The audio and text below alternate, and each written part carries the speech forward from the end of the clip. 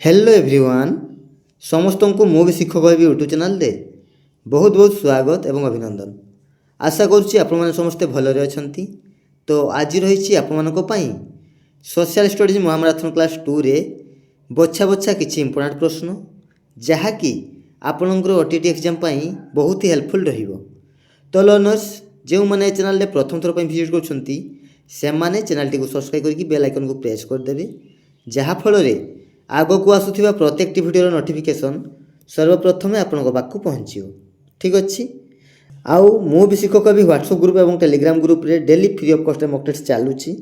जो मैंने free of cost रे मॉक टेस्ट देवाई इच्छुक अच्छा इंटरेस्टेड अच्छा से मैंने वीडियो डिस्क्रिप्शन दिया लिंक उपर क्लिक करके उभय व्हाट्सएप ग्रुप और टेलीग्राम ग्रुप रे जॉइन हो पारे और फ्री ऑफ कॉस्ट रे मॉक टेस्ट देवार सुजोग पाइपर। ठीक अच्छे तो चलतु आउ डेरी न करके क्लास टी को आरंभ करिया। देखो बोले प्रथम प्रश्न ओडिशा सहित मिश्रण पूर्वर ओडिया भाषाभाषी गणजात मान संख्या केते थिला? ओडिया सहित मिश्रण पूर्वर ओडिया भाषाभाषी गणजात मान संख्या केते थिला? ऑप्शन देखो बोले 23 ना 24 ना 25 ना 26 कौन हम राइट आंसर? ओडिशा सहित मिश्रण पूर्वर ओडिया भाषाभाषी गणजात मान संख्या ऑप्शन घ हो राइट आंसर। ठीक अच्छे 26 केते थिला पिले गणजात मान संख्या थिला 26 है। ऑप्शन घ हो right answer. Next question number 2 देखो बोले रास्ता राजप्रसाद प्रभृति निर्माण पाई देशीय राज्य मानकर प्रजा माने बिना पारिश्रमिक करुवा श्रमदान को कौन कह जाउथला? रास्ता राजप्रसाद प्रभृति निर्माण पाई देशीय राज्य मानकर प्रजा माने बिना पारिश्रमिक करुवा श्रमदान को कौन कह जाउथला?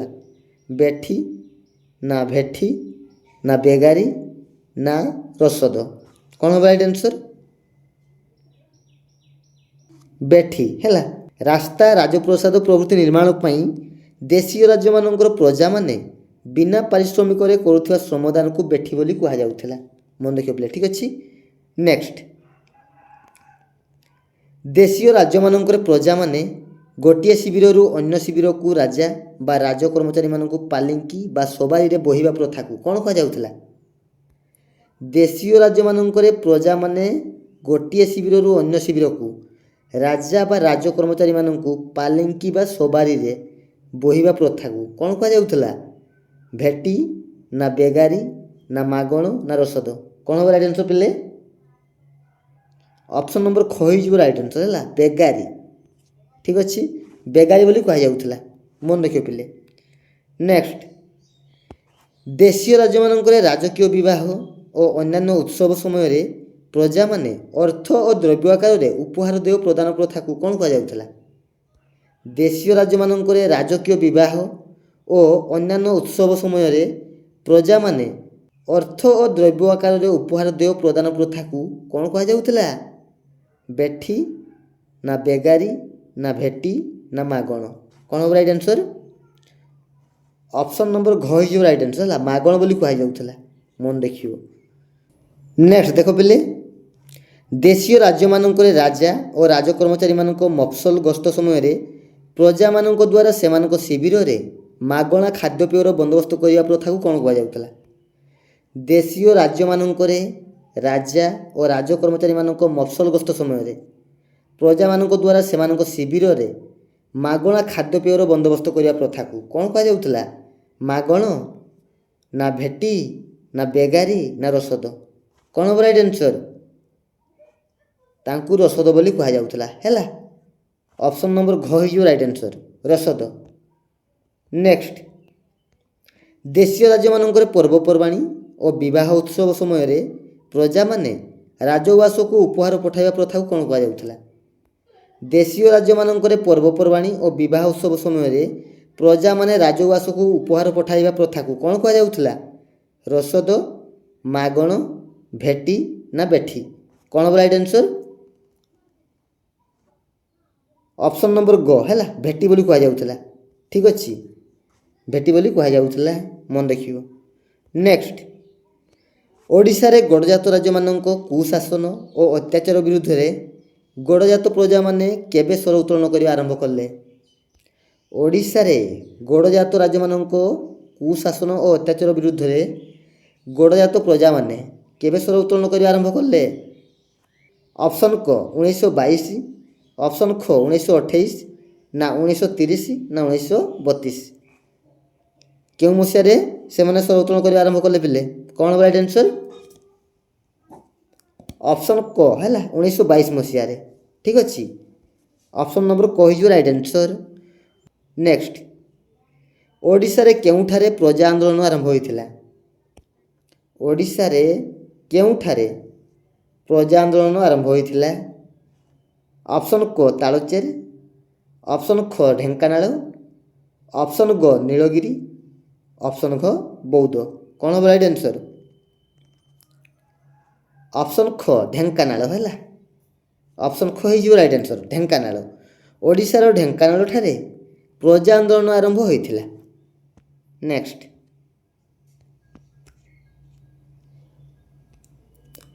1928 ମସିହାରେ କେଉଁଠାରେ ପ୍ରଜା ବିଦ୍ରୋହ ଆରମ୍ଭ ହୋଇଥିଲା?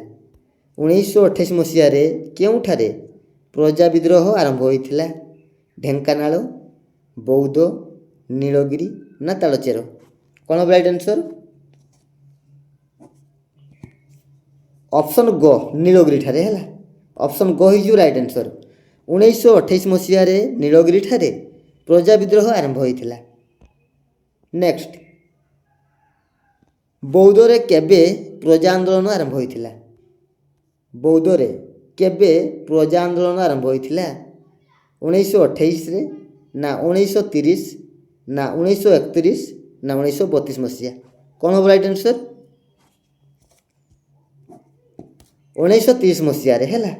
ଅପସନ୍ ନମ୍ବର ଖ ହେଇଯିବ ରାଇଟ୍ ଆନ୍ସର୍।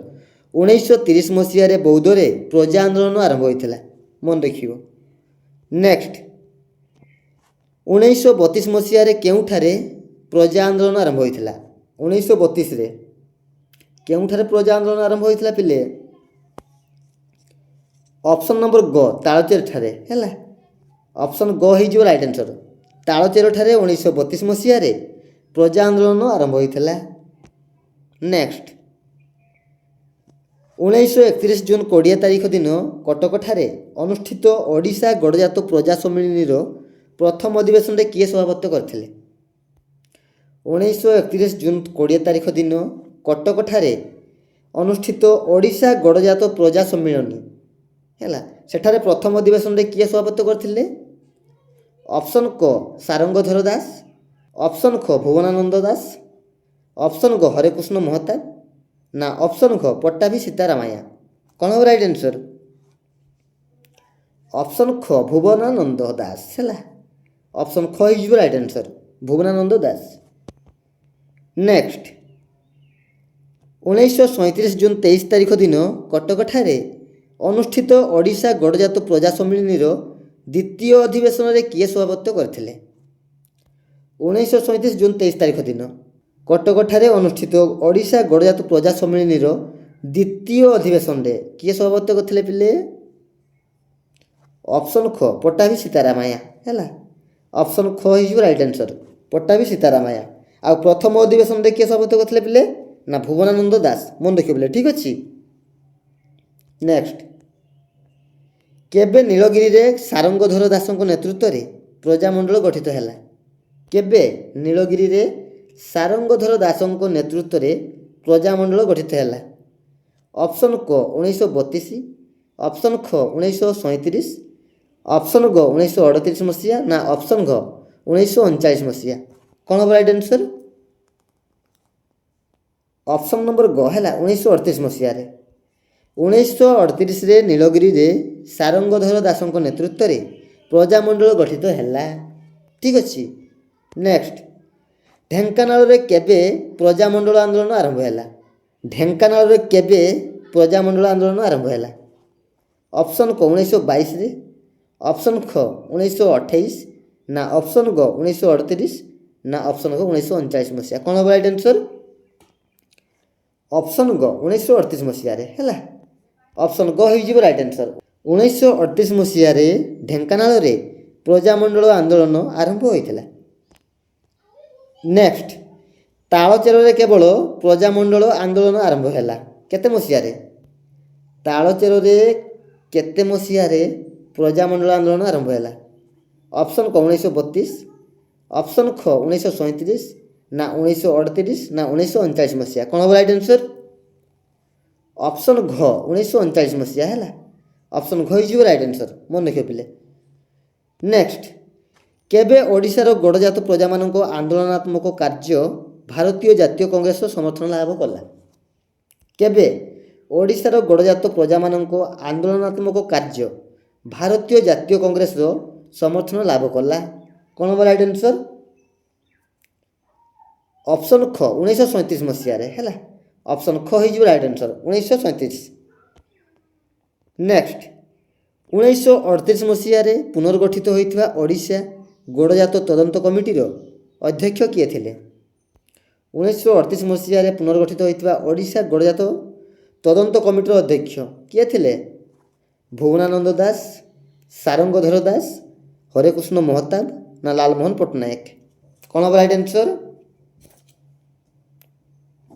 ଅପସନ୍ ଗ ହରେକୃଷ୍ଣ ମହତାବ ହେଲା। ଅପସନ୍ ଗ ହେଇଯିବ right answer, Harekrushna Mahtab. Next, କିଏ ପୁନର୍ଗଠିତ ଓଡ଼ିଶା ଗଡ଼ଜାତ ତଦନ୍ତ କମିଟିର ସମ୍ପାଦକ ଥିଲେ? କିଏ ପୁନର୍ଗଠିତ ଓଡ଼ିଶା ଗଡ଼ଜାତ ତଦନ୍ତ କମିଟିର ସମ୍ପାଦକ ଥିଲେ? କ'ଣ ହେବ ରାଇଟ୍ ଆନ୍ସର୍? ଅପସନ୍ କ ସାରଙ୍ଗଧର ଦାସ, ଅପସନ୍ ଖ ଭୁବନାନନ୍ଦ ଦାସ, ନା ଅପସନ୍ ଗ ବଳବନ୍ତ ରାୟ ମେହେତା, ନା ଅପସନ୍ ଘ ହରେକୃଷ୍ଣ ମହତାବ? କ'ଣ ହେବ ରାଇଟ୍ ଆନ୍ସର୍? ଅପସନ୍ କ ସାରଙ୍ଗଧର ଦାସ। ଠିକ୍ ଅଛି, ଅପସନ୍ କ ହେଇଯିବ right answer, Sarangadhar Das. Next, question number 20 ଦେଖ ପିଲେ। କିଏ ପୁନର୍ଗଠିତ ଓଡ଼ିଶା ଗଡ଼ଜାତ ତଦନ୍ତ କମିଟିରେ ଅନ୍ତର୍ଭୁକ୍ତ ହୋଇନଥିଲେ? କିଏ ପୁନର୍ଗଠିତ ଓଡ଼ିଶା ଗଡ଼ଜାତ ତଦନ୍ତ କମିଟିରେ ଅନ୍ତର୍ଭୁକ୍ତ ହୋଇନଥିଲେ? ଅପସନ୍ କ ଲାଲମୋହନ ପଟ୍ଟନାୟକ, ଅପସନ୍ ଖ ସାରଙ୍ଗଧର ଦାସ, ଅପସନ୍ ଗ ଭୁବନାନନ୍ଦ ଦାସ, ନା ଅପସନ୍ ଘ ବଳବନ୍ତ ରାୟ ମେହେତା? କ'ଣ ହେବ ରାଇଟ୍ ଆନ୍ସର୍? ଅପସନ୍ ଗ ଭୁବନାନନ୍ଦ ଦାସ। ଠିକ୍ ଅଛି, ଅପସନ୍ ଗ ହେଇଯିବ right answer, Bhubanananda Das. Next, 1939 ମସିହା ଅଗଷ୍ଟ ମାସରେ ଓଡ଼ିଶା ଗଡ଼ଜାତର ବ୍ୟବସ୍ଥା ସମ୍ପର୍କରେ ଅବଗତ କରିବା ପାଇଁ ହରେକୃଷ୍ଣ ମହତାବ କାହାକୁ ସାକ୍ଷାତ କରିଥିଲେ? 1939 ମସିହା ଅଗଷ୍ଟ ମାସରେ ଓଡ଼ିଶା ଗଡ଼ଜାତର ବ୍ୟବସ୍ଥା ସମ୍ପର୍କରେ ଅବଗତ କରିବା ପାଇଁ ହରେକୃଷ୍ଣ ମହତାବ କାହାକୁ ସାକ୍ଷାତ କରିଥିଲେ ପିଲେ? କ'ଣ ହେବ ରାଇଟ୍ ଆନ୍ସର୍? ଅପସନ୍ କ ସାର୍ ଷ୍ଟାଫୋର୍ଡ କ୍ରିପ୍ସ। ଅପସନ୍ କ ହେଇଯିବ ରାଇଟ୍ ଆନ୍ସର୍, ସାର୍ ଷ୍ଟାଫୋର୍ଡ କ୍ରିପ୍ସ, ମନେ ରଖିବ ପିଲେ। ନେକ୍ସଟ, ଓଡ଼ିଶାରେ ଗଡ଼ଜାତ ମିଶ୍ରଣ ସପକ୍ଷରେ ଯୁକ୍ତି ବାଢ଼ିବା ପାଇଁ ହରେକୃଷ୍ଣ ମହତାବ କେବେ କ୍ୟାବିନେଟ୍ ମିଶନକୁ ସାକ୍ଷାତ କରିଥିଲେ? ଓଡ଼ିଶାରେ ଗଡ଼ଜାତ ମିଶ୍ରଣ ସପକ୍ଷରେ ଯୁକ୍ତି ବାଢ଼ିବା ପାଇଁ ହରେକୃଷ୍ଣ ମହତାବ କେବେ କ୍ୟାବିନେଟ୍ ମିଶନକୁ ସାକ୍ଷାତ କରିଥିଲେ? 1946 ଏପ୍ରିଲ 6, ନା 1946 ମେ 10, ନା 1946 ଜୁନ୍ 29, ନା 1947 ମସିହା ଅଗଷ୍ଟ 1? କ'ଣ ହେବ ରାଇଟ୍ ଆନ୍ସର୍? ଅପସନ୍ କ 1946 ମସିହା ଏପ୍ରିଲ 6ରେ ହେଲା। ଅପସନ୍ କ ହେଇଯିବ ରାଇଟ୍ ଆନ୍ସର୍। ନେକ୍ସଟ, ଓଡ଼ିଶା ପ୍ରଦେଶରେ ଗଡ଼ଜାତ ରାଜ୍ୟମାନଙ୍କ ମିଶ୍ରଣ ଯୋଜନାକୁ ପଣ୍ଡ କରିବାକୁ ଓଡ଼ିଶା ଓ ଛତିଶଗଡ଼ର 39ଟି ଦେଶୀୟ ରାଜା ଗଠନ କରିଥିବା ପୂର୍ବାଞ୍ଚଳ ଗଡ଼ଜାତ ସଂଘ କେବେ କାର୍ଯ୍ୟକ୍ଷମ ହେଲା? ଓଡ଼ିଶା ପ୍ରଦେଶରେ ଗଡ଼ଜାତ ରାଜ୍ୟମାନଙ୍କ ମିଶ୍ରଣ ଯୋଜନାକୁ ପଣ୍ଡ କରିବାକୁ ଓଡ଼ିଶା ଓ ଛତିଶଗଡ଼ର 39ଟି ଦେଶୀୟ ରାଜା ଗଠନ କରିଥିବା ପୂର୍ବାଞ୍ଚଳ ଗଡ଼ଜାତ ସଂଘ କେବେ କାର୍ଯ୍ୟକ୍ଷମ ହେଲା? କ'ଣ ହେବ ରାଇଟ୍ ଆନ୍ସର୍? କ'ଣ ହେବ ରାଇଟ୍ ଆନ୍ସର୍ ପିଲେ? ଅପସନ୍ ଗ ହେଲା, 1947 ମସିହା ଅଗଷ୍ଟ 1ରେ। ଠିକ୍ ଅଛି, ମନେ ରଖିବ, 1947 ମସିହା ଅଗଷ୍ଟ 1 ତାରିଖରେ ପୂର୍ବାଞ୍ଚଳ ଗଡ଼ଜାତ ସଂଘ କାର୍ଯ୍ୟକ୍ଷମ ହେଲା। ଠିକ୍ ଅଛି। ନେକ୍ସଟ ଦେଖ ପିଲେ, କେବେ ଓଡ଼ିଶାର ତତ୍କାଳୀନ ପ୍ରଧାନମନ୍ତ୍ରୀ ହରେକୃଷ୍ଣ ମହତାବ ଓଡ଼ିଆ ଭାଷାଭାଷୀ ଗଡ଼ଜାତମାନଙ୍କ ରାଜାମାନଙ୍କୁ ସମ୍ବଲପୁରରେ ଅନୁଷ୍ଠିତ ହେବାକୁ ଥିବା ସମ୍ମିଳନୀକୁ ନିମନ୍ତ୍ରଣ କରିଥିଲେ? କେବେ ଓଡ଼ିଶାର ତତ୍କାଳୀନ ପ୍ରଧାନମନ୍ତ୍ରୀ ହରେକୃଷ୍ଣ ମହତାବ ଓଡ଼ିଆ ଭାଷାଭାଷୀ ଗଡ଼ଜାତମାନଙ୍କ ରାଜାମାନଙ୍କୁ ସମ୍ବଲପୁରରେ ଅନୁଷ୍ଠିତ ହେବାକୁ ଥିବା ସମ୍ମିଳନୀକୁ ନିମନ୍ତ୍ରଣ କରିଥିଲେ? କେବେ? ଅପସନ୍ ନମ୍ବର ଗ ହେଇଯିବ ରାଇଟ୍ ଆନ୍ସର୍ ହେଲା, 1947 ଅକ୍ଟୋବର 16ରେ। 1947 ଅକ୍ଟୋବର 16ରେ। ମନେ ରଖିବ ପିଲେ। ନେକ୍ସଟ, ଗଡ଼ଜାତ ରାଜ୍ୟ ନୀଳଗିରିକୁ ଓଡ଼ିଶା ସରକାର କେବେ ଦଖଲ କଲେ? ଗଡ଼ଜାତ ରାଜ୍ୟ ନୀଳଗିରିକୁ ଓଡ଼ିଶା ସରକାର କେବେ ଦଖଲ କଲେ? ଅପସନ୍ ଖ 1947 ନଭେମ୍ବର 14ରେ ହେଲା। ଅପସନ୍ ଖ ହେଇଯିବ ରାଇଟ୍ ଆନ୍ସର। 1947 ନଭେମ୍ବର 14 ତାରିଖରେ ଗଡ଼ଜାତ ରାଜ୍ୟ ନୀଳଗିରିକୁ ଓଡ଼ିଶା ସରକାର ଦଖଲ କଲେ। ନେକ୍ସଟ, କେବେ ସର୍ଦ୍ଦାର ବଲ୍ଲଭଭାଇ ପଟେଲଙ୍କ ଉପସ୍ଥିତିରେ କଟକ ରାଜଭବନରେ ଓଡ଼ିଶାର ଗଡ଼ଜାତ ରାଜାମାନଙ୍କ ସମ୍ମିଳନୀ ଆରମ୍ଭ ହୋଇଥିଲା? କେବେ ସର୍ଦ୍ଦାର ବଲ୍ଲଭଭାଇ ପଟେଲଙ୍କ ଉପସ୍ଥିତିରେ କଟକ ରାଜଭବନରେ ଓଡ଼ିଶାର ଗଡ଼ଜାତ ରାଜାମାନଙ୍କ ସମ୍ମିଳନୀ ଆରମ୍ଭ ହେଲା? 1947 ନଭେମ୍ବର 20ରେ, ନା 1947 ଡିସେମ୍ବର 13, ନା 1947 ଡିସେମ୍ବର 14, ନା 1947 ଡିସେମ୍ବର 15? କ'ଣ ହେବ ରାଇଟ୍ ଆନ୍ସର ପିଲେ? କ'ଣ ହେବ ରାଇଟ୍ ଆନ୍ସର ପିଲେ? ଅପସନ୍ ଗ ହେଲା 1947 ଡିସେମ୍ବର 14ରେ। ଅପସନ୍ ଗ ହେଇଯିବ ରାଇଟ୍ ଆନ୍ସର 1947 ଡିସେମ୍ବର 14ରେ। ନେକ୍ସଟ ଦେଖ ପିଲେ, ସର୍ଦ୍ଦାର ବଲ୍ଲଭଭାଇ ପଟେଲଙ୍କ ଉପସ୍ଥିତିରେ କଟକଠାରେ ଅନୁଷ୍ଠିତ ଓଡ଼ିଶାର ଗଡ଼ଜାତ ରାଜାମାନଙ୍କ ସମ୍ମିଳନୀରେ କେଉଁ ଗଡ଼ଜାତମାନଙ୍କ ରାଜାମାନେ ଅନୁପସ୍ଥିତ ଥିଲେ? ସର୍ଦ୍ଦାର ବଲ୍ଲଭଭାଇ ପଟେଲଙ୍କ ଉପସ୍ଥିତିରେ କଟକଠାରେ ଅନୁଷ୍ଠିତ ଓଡ଼ିଶାର ଗଡ଼ଜାତ ରାଜାମାନଙ୍କ ସମ୍ମିଳନୀରେ କେଉଁ ଗଡ଼ଜାତମାନଙ୍କ ରାଜାମାନେ ଅନୁପସ୍ଥିତ ଥିଲେ? କ'ଣ ହେବ ରାଇଟ୍ ଆନ୍ସର? ଅପସନ୍ ଗ ବଣାଇ, ତିଗିରିଆ ଆଉ ଅଠମଲ୍ଲିକ ହେଲା। ବଣାଇ, ତିଗିରିଆ ଆଉ ଅଠମଲ୍ଲିକ ଗଡ଼ଜାତମାନଙ୍କ ରାଜାମାନେ ଅନୁପସ୍ଥିତ ଥିଲେ। ଠିକ୍ ଅଛି, ମନେ ରଖିବ ପିଲେ। ନେକ୍ସଟ, ସର୍ଦ୍ଦାର ବଲ୍ଲଭଭାଇ ପଟେଲଙ୍କ ଉପସ୍ଥିତିରେ କଟକଠାରେ ଅନୁଷ୍ଠିତ ଓଡ଼ିଶାର ଗଡ଼ଜାତ ରାଜାମାନଙ୍କ ସମ୍ମିଳନୀରେ କେଉଁ ଗଡ଼ଜାତର ରାଜା ମିଶ୍ରଣ ଚୁକ୍ତିରେ ସ୍ୱାକ୍ଷର କରିନଥିଲେ? ସର୍ଦ୍ଦାର ବଲ୍ଲଭଭାଇ ପଟେଲଙ୍କ ଉପସ୍ଥିତିରେ କଟକଠାରେ ଅନୁଷ୍ଠିତ ଓଡ଼ିଶାର ଗଡ଼ଜାତ ରାଜାମାନଙ୍କ ସମ୍ମିଳନୀରେ କେଉଁ ଗଡ଼ଜାତର ରାଜା ମିଶ୍ରଣ ଚୁକ୍ତିରେ ସ୍ୱାକ୍ଷର କରିନଥିଲେ? ବାମଣ୍ଡା, ନା କଳାହାଣ୍ଡି, ନା ମୟୂରଭଞ୍ଜ, ନା ସଢ଼େଇକଳା? କ'ଣ ହେବ ରାଇଟ୍ ଆନ୍ସର?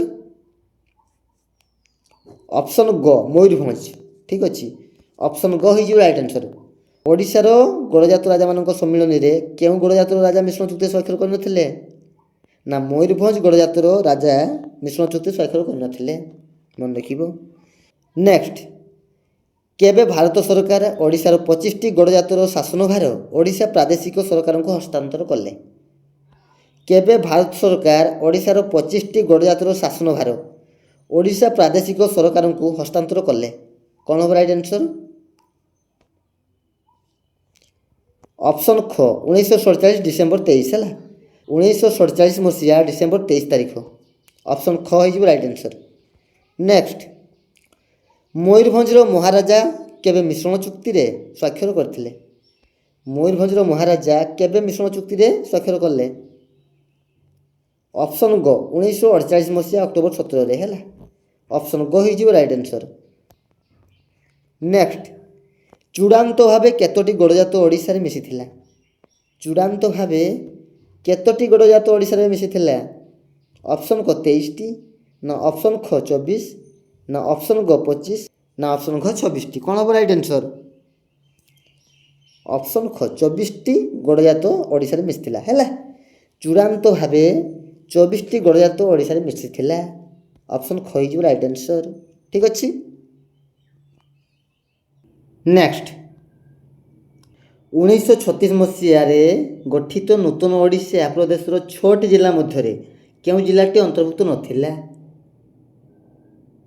1936 ଗଠିତ ନୂତନ ଓଡ଼ିଶା ପ୍ରଦେଶର 6ଟି ଜିଲ୍ଲା ମଧ୍ୟରେ କେଉଁ ଜିଲ୍ଲାଟି ଅନ୍ତର୍ଭୁକ୍ତ ନଥିଲା? କୋରାପୁଟ, ଫୁଲବାଣୀ, ଗଞ୍ଜାମ, ନା ସମ୍ବଲପୁର? କ'ଣ ହେବ ରାଇଟ୍ ଆନ୍ସର? ଅପସନ୍ ଖ ହେଲା ଫୁଲବାଣୀ। ଅପସନ୍ ଖ ଫୁଲବାଣୀ। ଠିକ୍ ଅଛି, ଅପସନ୍ ଖ ହେଇଯିବ ରାଇଟ୍ ଆନ୍ସର। 1936 ଗଠିତ ନୂତନ ଓଡ଼ିଶା ପ୍ରଦେଶର 6ଟି ଜିଲ୍ଲା ମଧ୍ୟରେ ଫୁଲବାଣୀ ଜିଲ୍ଲାଟି ଅନ୍ତର୍ଭୁକ୍ତ ନଥିଲା। ଠିକ୍ ଅଛି। ନେକ୍ସଟ, ନୂତନ ଓଡ଼ିଶା ପ୍ରଦେଶରେ ବିଶାଖାପାଟଣା ଏଜେନ୍ସିର କେଉଁ ଅଞ୍ଚଳ ମିଶାଯାଇଥିଲା? ନୂତନ ଓଡ଼ିଶା ପ୍ରଦେଶରେ ବିଶାଖାପାଟଣା ଏଜେନ୍ସିର କେଉଁ ଅଞ୍ଚଳ ମିଶାଯାଇଥିଲା?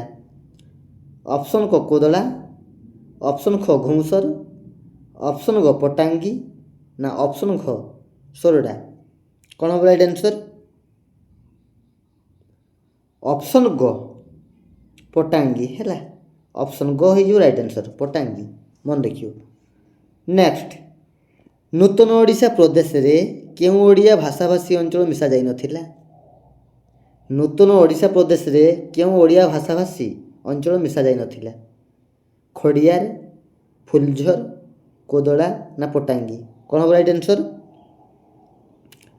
ଅପସନ୍ ନମ୍ବର ଖ ହେଲା ଫୁଲଝର। ଅପସନ୍ ଖ ହେଇଯିବ ରାଇଟ୍ ଆନ୍ସର୍ ଫୁଲଝର, ମନେ ରଖିବ ପିଲେ। ନେକ୍ସଟ, ସ୍ୱତନ୍ତ୍ର ଓଡ଼ିଶା ପ୍ରଦେଶ ଗଠନ ପୂର୍ବରୁ 1933 ମସିହା ଜୁନ୍ 24ରେ ଇଂରେଜ ସରକାରଙ୍କ ଦ୍ୱାରା ଗଠିତ ଓଡ଼ିଶା ପ୍ରଶାସନିକ କମିଟିର ଅଧ୍ୟକ୍ଷ କିଏ ଥିଲେ? ସ୍ୱତନ୍ତ୍ର ଓଡ଼ିଶା ପ୍ରଦେଶ ଗଠନ ପୂର୍ବରୁ 1933 ଜୁନ୍ 24ରେ ଇଂରେଜ ସରକାରଙ୍କ ଦ୍ୱାରା ଗଠିତ ଓଡ଼ିଶା ପ୍ରଶାସନିକ କମିଟିର ଅଧ୍ୟକ୍ଷ କିଏ ଥିଲେ? କ'ଣ ହେବ ରାଇଟ୍ ଆନ୍ସର୍? ଅପସନ୍ ଖ ହେଲା ଜନ୍ ଅଷ୍ଟିନ୍ ହବାକ୍। ଠିକ୍ ଅଛି, ଅପସନ୍ ଖ ହେଇଯିବ ରାଇଟ୍ ଆନ୍ସର୍ ଜନ୍ ଅଷ୍ଟିନ୍ ହବାକ୍। ନେକ୍ସଟ, ନୂତନ ଓଡ଼ିଶା ପ୍ରଦେଶରେ ନିର୍ବାଚିତ ସରକାର ଗଠିତ ହେବା ପୂର୍ବରୁ ରାଜ୍ୟପାଳଙ୍କ ଦ୍ୱାରା ମନୋନୀତ ଉପଦେଷ୍ଟା ପରିଷଦର ଉପସଭାପତି କିଏ ଥିଲେ? ନୂତନ ଓଡ଼ିଶା ପ୍ରଦେଶରେ ନିର୍ବାଚିତ ସରକାର ଗଠିତ ହେବା ପୂର୍ବରୁ ରାଜ୍ୟପାଳଙ୍କ ଦ୍ୱାରା ମନୋନୀତ ଉପଦେଷ୍ଟା ପରିଷଦର ଉପସଭାପତି କିଏ ଥିଲେ? ଲକ୍ଷ୍ମୀଧର ମହାନ୍ତି, କୃଷ୍ଣଚନ୍ଦ୍ର ଗଜପତି ନା ବିଶ୍ୱନାଥ ଦାସ ନା ରାମଚନ୍ଦ୍ର ମର୍ଦ୍ଦରାଜ? କ'ଣ ହେବ ରାଇଟ୍ ଆନ୍ସର୍? ଅପସନ୍ ନମ୍ବର କ ହେଲା ଲକ୍ଷ୍ମୀଧର ମହାନ୍ତି। ଅପସନ୍ କ ହେଇଯିବ right answer Lakshmidhar Mahanti. Next, ନୂତନ ଓଡ଼ିଶା ପ୍ରଦେଶର ବିଧାନସଭା ପାଇଁ 1937 ମସିହା ଜାନୁଆରୀ 18ରୁ 23 ତାରିଖ ପର୍ଯ୍ୟନ୍ତ ଅନୁଷ୍ଠିତ ପ୍ରଥମ ନିର୍ବାଚନରେ କୃଷ୍ଣଚନ୍ଦ୍ର ଗଜପତି କେଉଁ ଦଳର ନେତୃତ୍ୱ ନେଇଥିଲେ? କ'ଣ ହେବ ରାଇଟ୍ ଆନ୍ସର୍ ପିଲେ? କେଉଁ ଦଳର ନେତୃତ୍ୱ ନେଇଥିଲେ? ଅପସନ୍ ଗ ହେଲା ଜାତୀୟ ଦଳ। ଅପସନ୍ ନମ୍ବର ଗ ହେଇଯିବ ରାଇଟ୍ ଆନ୍ସର୍ ଜାତୀୟ ଦଳର ନେତୃତ୍ୱ ନେଇଥିଲେ।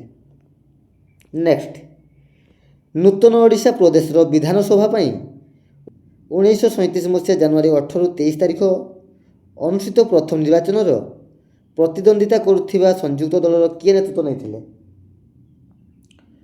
ନୂତନ ଓଡ଼ିଶା ପ୍ରଦେଶ ବିଧାନସଭା ପାଇଁ 1937 ମସିହା ଜାନୁଆରୀ 18ରୁ 23 ତାରିଖ ପର୍ଯ୍ୟନ୍ତ ଅନୁଷ୍ଠିତ ପ୍ରଥମ ନିର୍ବାଚନରେ ପ୍ରତିଦ୍ୱନ୍ଦ୍ୱିତା କରୁଥିବା ସଂଯୁକ୍ତ ଦଳର କିଏ ନେତୃତ୍ୱ ନେଇଥିଲେ? କ'ଣ ହେବ ରାଇଟ୍ ଆନ୍ସର୍?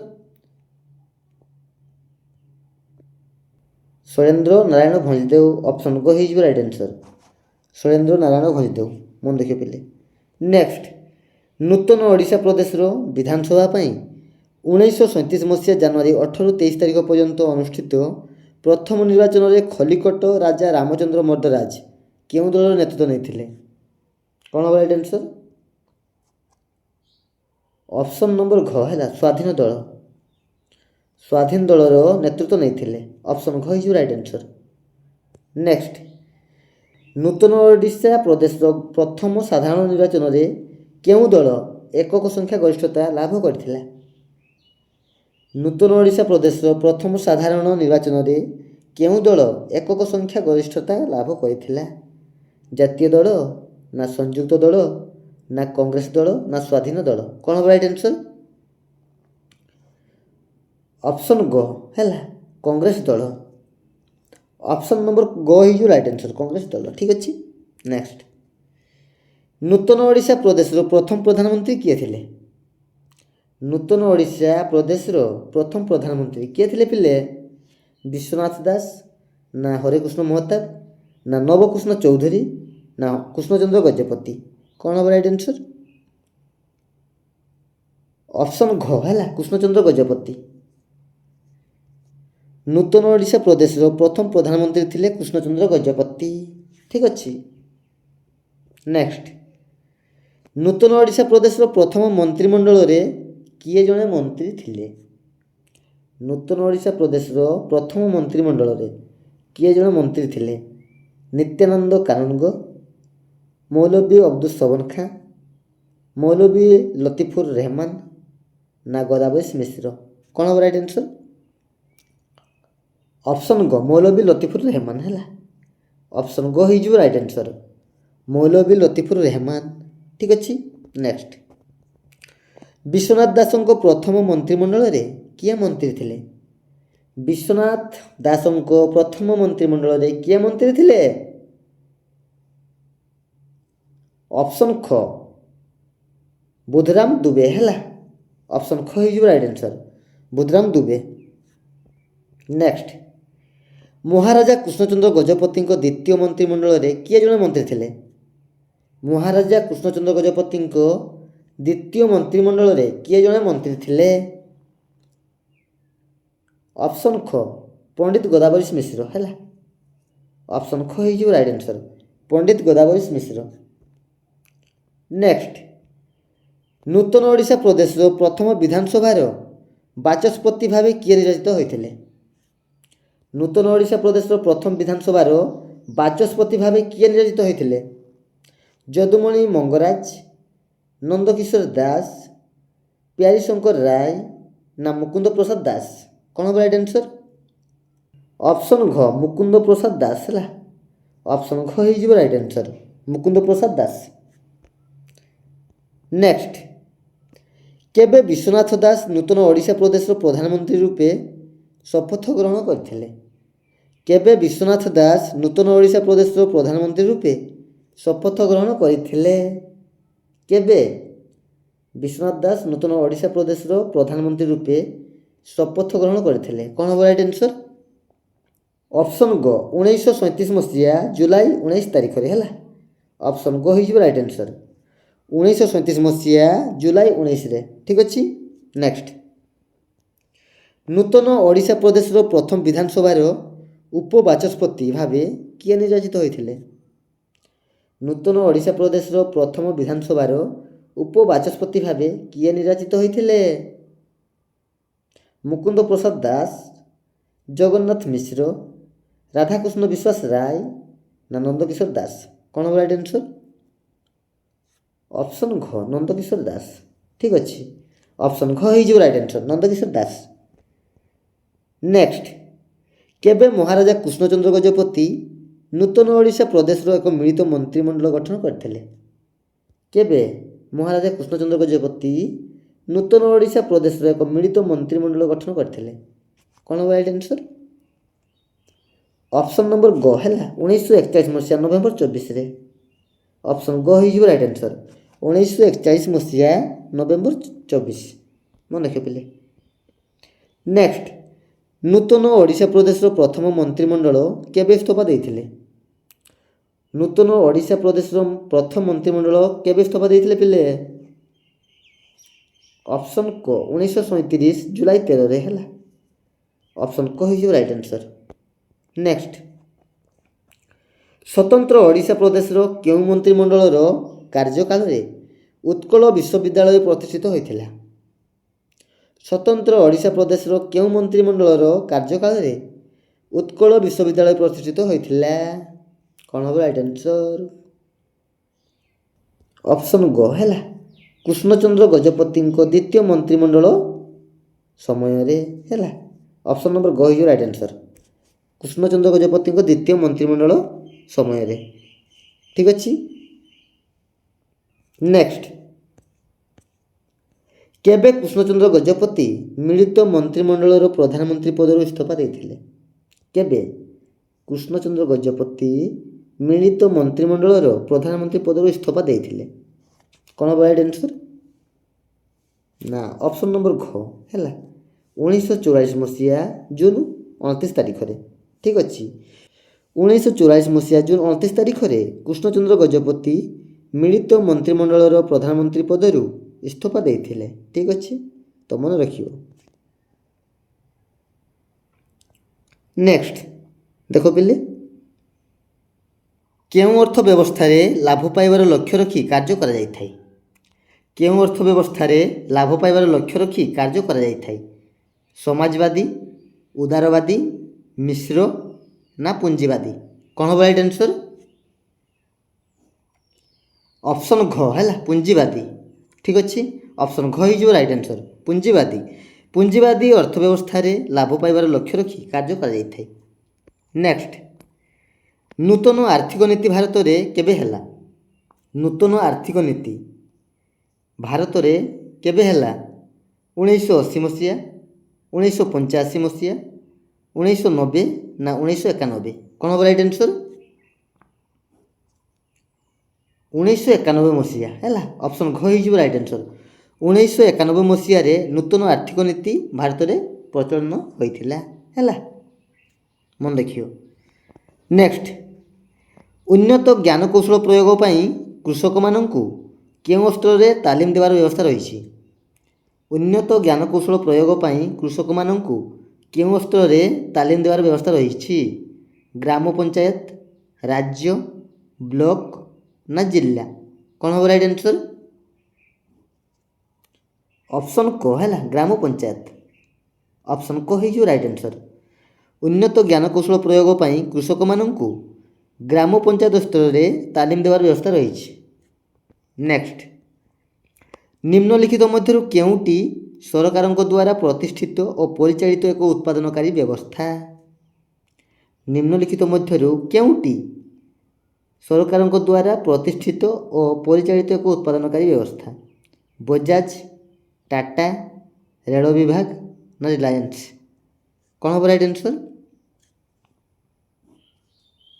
ऑप्शन नंबर ग है रेल विभाग ऑप्शन ग हो राइट आंसर रेल विभाग नेक्स्ट केउठारे विश्व वाणिज्य संगठन मुख्य कार्यालय रही केउठारे विश्व वाणिज्य संगठन मुख्य कार्यालय रही लंडन जेनेवा बेजिंग ना पेरिस कौन हम राइट आंसर ऑप्शन ख है जेनेवा ठारे ऑप्शन ख हो राइट आंसर जेनेवा ठारे विश्व वाणिज्य संगठन मुख्य कार्यालय रही नेक्स्ट केउ मसीहा परठारु भारत में द्रुत शिल्पायन पर शिल्पनीति कार्यकारी करा जायछि केउ मसीहा परठारु कौन हम राइट आंसर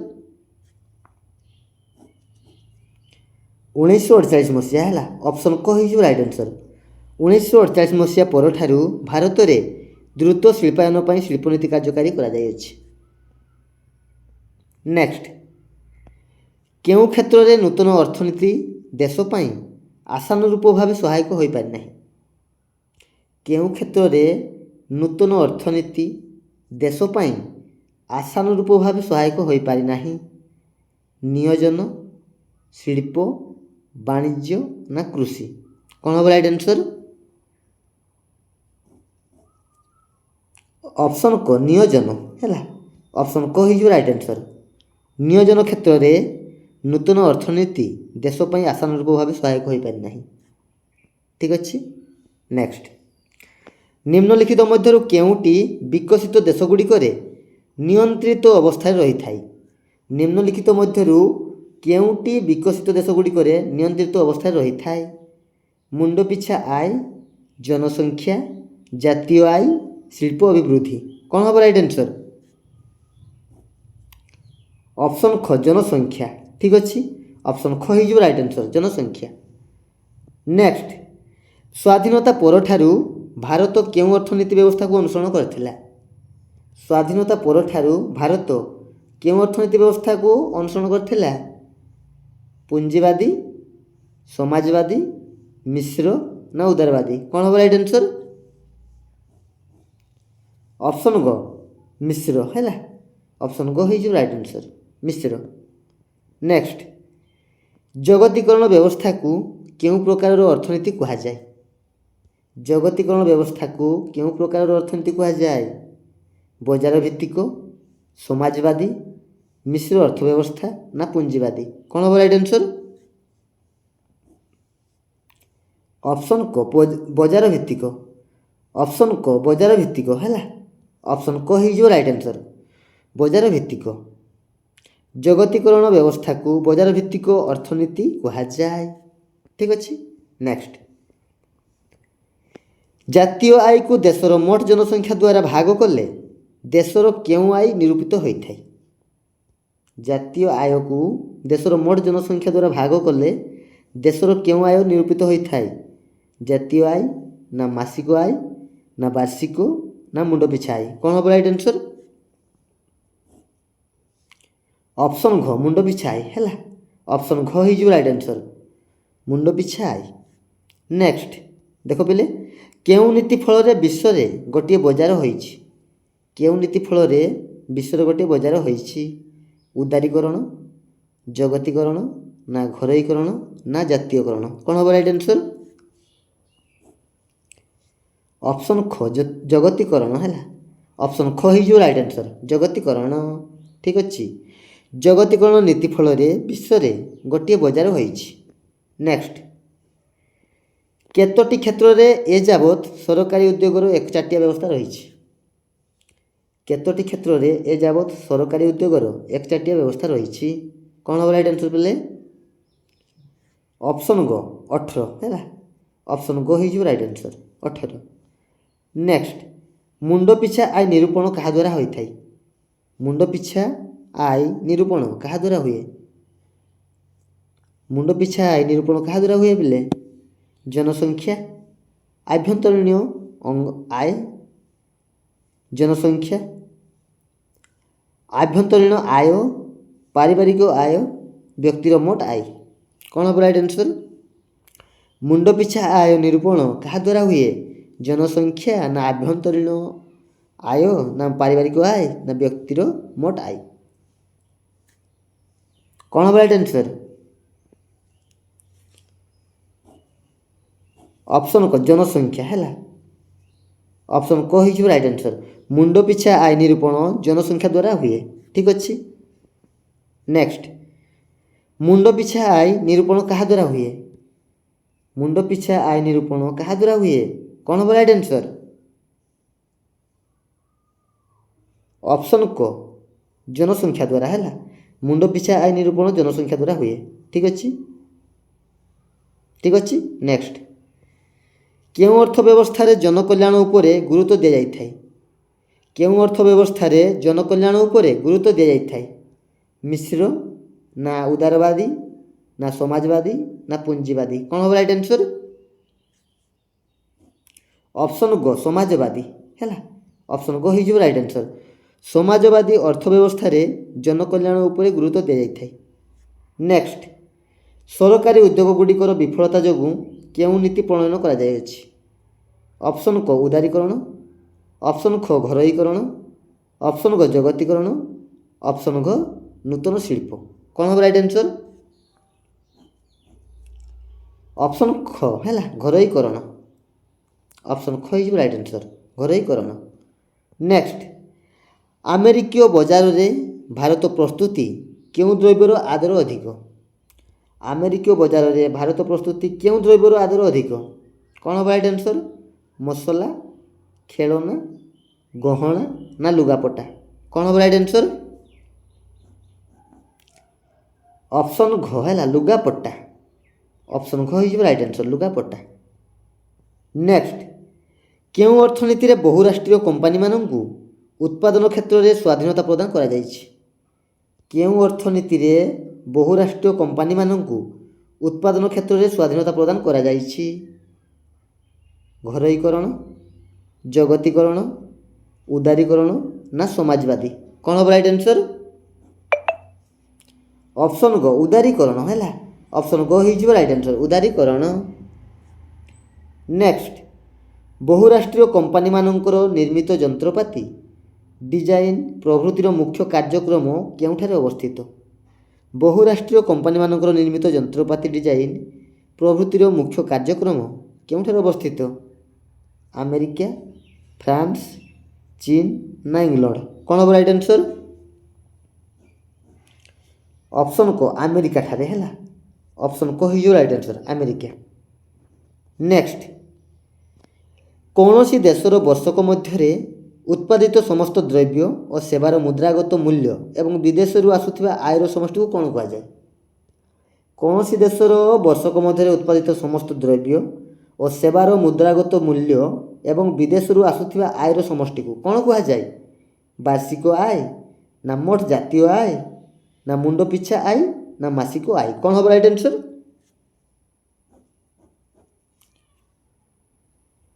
ଅପସନ୍ ଖ ମୋଟ ଜାତୀୟ ଆୟ ହେଲା। ଅପସନ୍ ଖ ହେଇଯିବ ରାଇଟ୍ ଆନ୍ସର୍, ମୋଟ ଜାତୀୟ ଆୟ। ନେକ୍ସଟ, ବହୁରାଷ୍ଟ୍ରୀୟ କମ୍ପାନୀ ତା'ର ଯନ୍ତ୍ରପାତି ଗୁଡ଼ିକର ବିଭିନ୍ନ ଅଂଶ କେଉଁ ଦେଶରେ ତିଆରି କରାଯାଇଥାଏ? ବହୁରାଷ୍ଟ୍ରୀୟ କମ୍ପାନୀ ତା'ର ଯନ୍ତ୍ରପାତି ଗୁଡ଼ିକର ବିଭିନ୍ନ ଅଂଶ କେଉଁ ଦେଶରେ ତିଆରି କରାଯାଇଥାଏ? ବ୍ରାଜିଲ, ମେକ୍ସିକୋ, ଜାପାନ ନା ଚୀନ? କ'ଣ ହେବ ରାଇଟ୍ ଆନ୍ସର୍? ଅପସନ୍ ଘ ଚୀନ ହେଲା। ଅପସନ୍ ଘ ହେଇଯିବ ରାଇଟ୍ ଆନ୍ସର୍। ବହୁରାଷ୍ଟ୍ରୀୟ କମ୍ପାନୀ ତା'ର ଯନ୍ତ୍ରପାତି ଗୁଡ଼ିକର ବିଭିନ୍ନ ଅଂଶ ଚୀନ ଦେଶରେ ତିଆରି କରାଯାଇଥାଏ। ନେକ୍ସଟ, କେଉଁ ଦେଶର ଶ୍ରମିକମାନେ ଅପେକ୍ଷାକୃତ କମ୍ ଖର୍ଚ୍ଚରେ କାମ କରୁଥିବା ହେତୁ ବହୁରାଷ୍ଟ୍ରୀୟ କମ୍ପାନୀ ସେଠାରେ ତାଙ୍କର ଜିନିଷ ଉତ୍ପାଦନ କରାଇଥାନ୍ତି? କେଉଁ ଦେଶର ଶ୍ରମିକମାନେ ଅପେକ୍ଷାକୃତ କମ୍ ଖର୍ଚ୍ଚରେ କାମ କରୁଥିବା ହେତୁ ବହୁରାଷ୍ଟ୍ରୀୟ କମ୍ପାନୀ ସେଠାରେ ତାଙ୍କର ଜିନିଷ ଉତ୍ପାଦନ କରାଇଥାନ୍ତି? ଅପସନ୍ ବ୍ରାଜିଲ ନା ଆମେରିକା ନା ଚୀନ ନା ଜାପାନ? କ'ଣ ହେବ ରାଇଟ୍ ଆନ୍ସର୍? ଅପସନ୍ ଗ ଚୀନ ହେଲା। ଅପସନ୍ ଗ ହେଇଯିବ ରାଇଟ୍ ଆନ୍ସର୍ ଚୀନ। ନେକ୍ସଟ ଦେଖ ପିଲେ, 1950-51 ମସିହାରେ ଭାରତର ଜାତୀୟ ଆୟ କେତେ କୋଟି ଟଙ୍କା ଥିଲା? 1950-51ରେ ଭାରତର ଜାତୀୟ ଆୟ କେତେ କୋଟି ଥିଲା ପିଲେ? କ'ଣ ହେବ ରାଇଟ୍ ଆନ୍ସର୍? ଅପସନ୍ ଘ ହେଲା।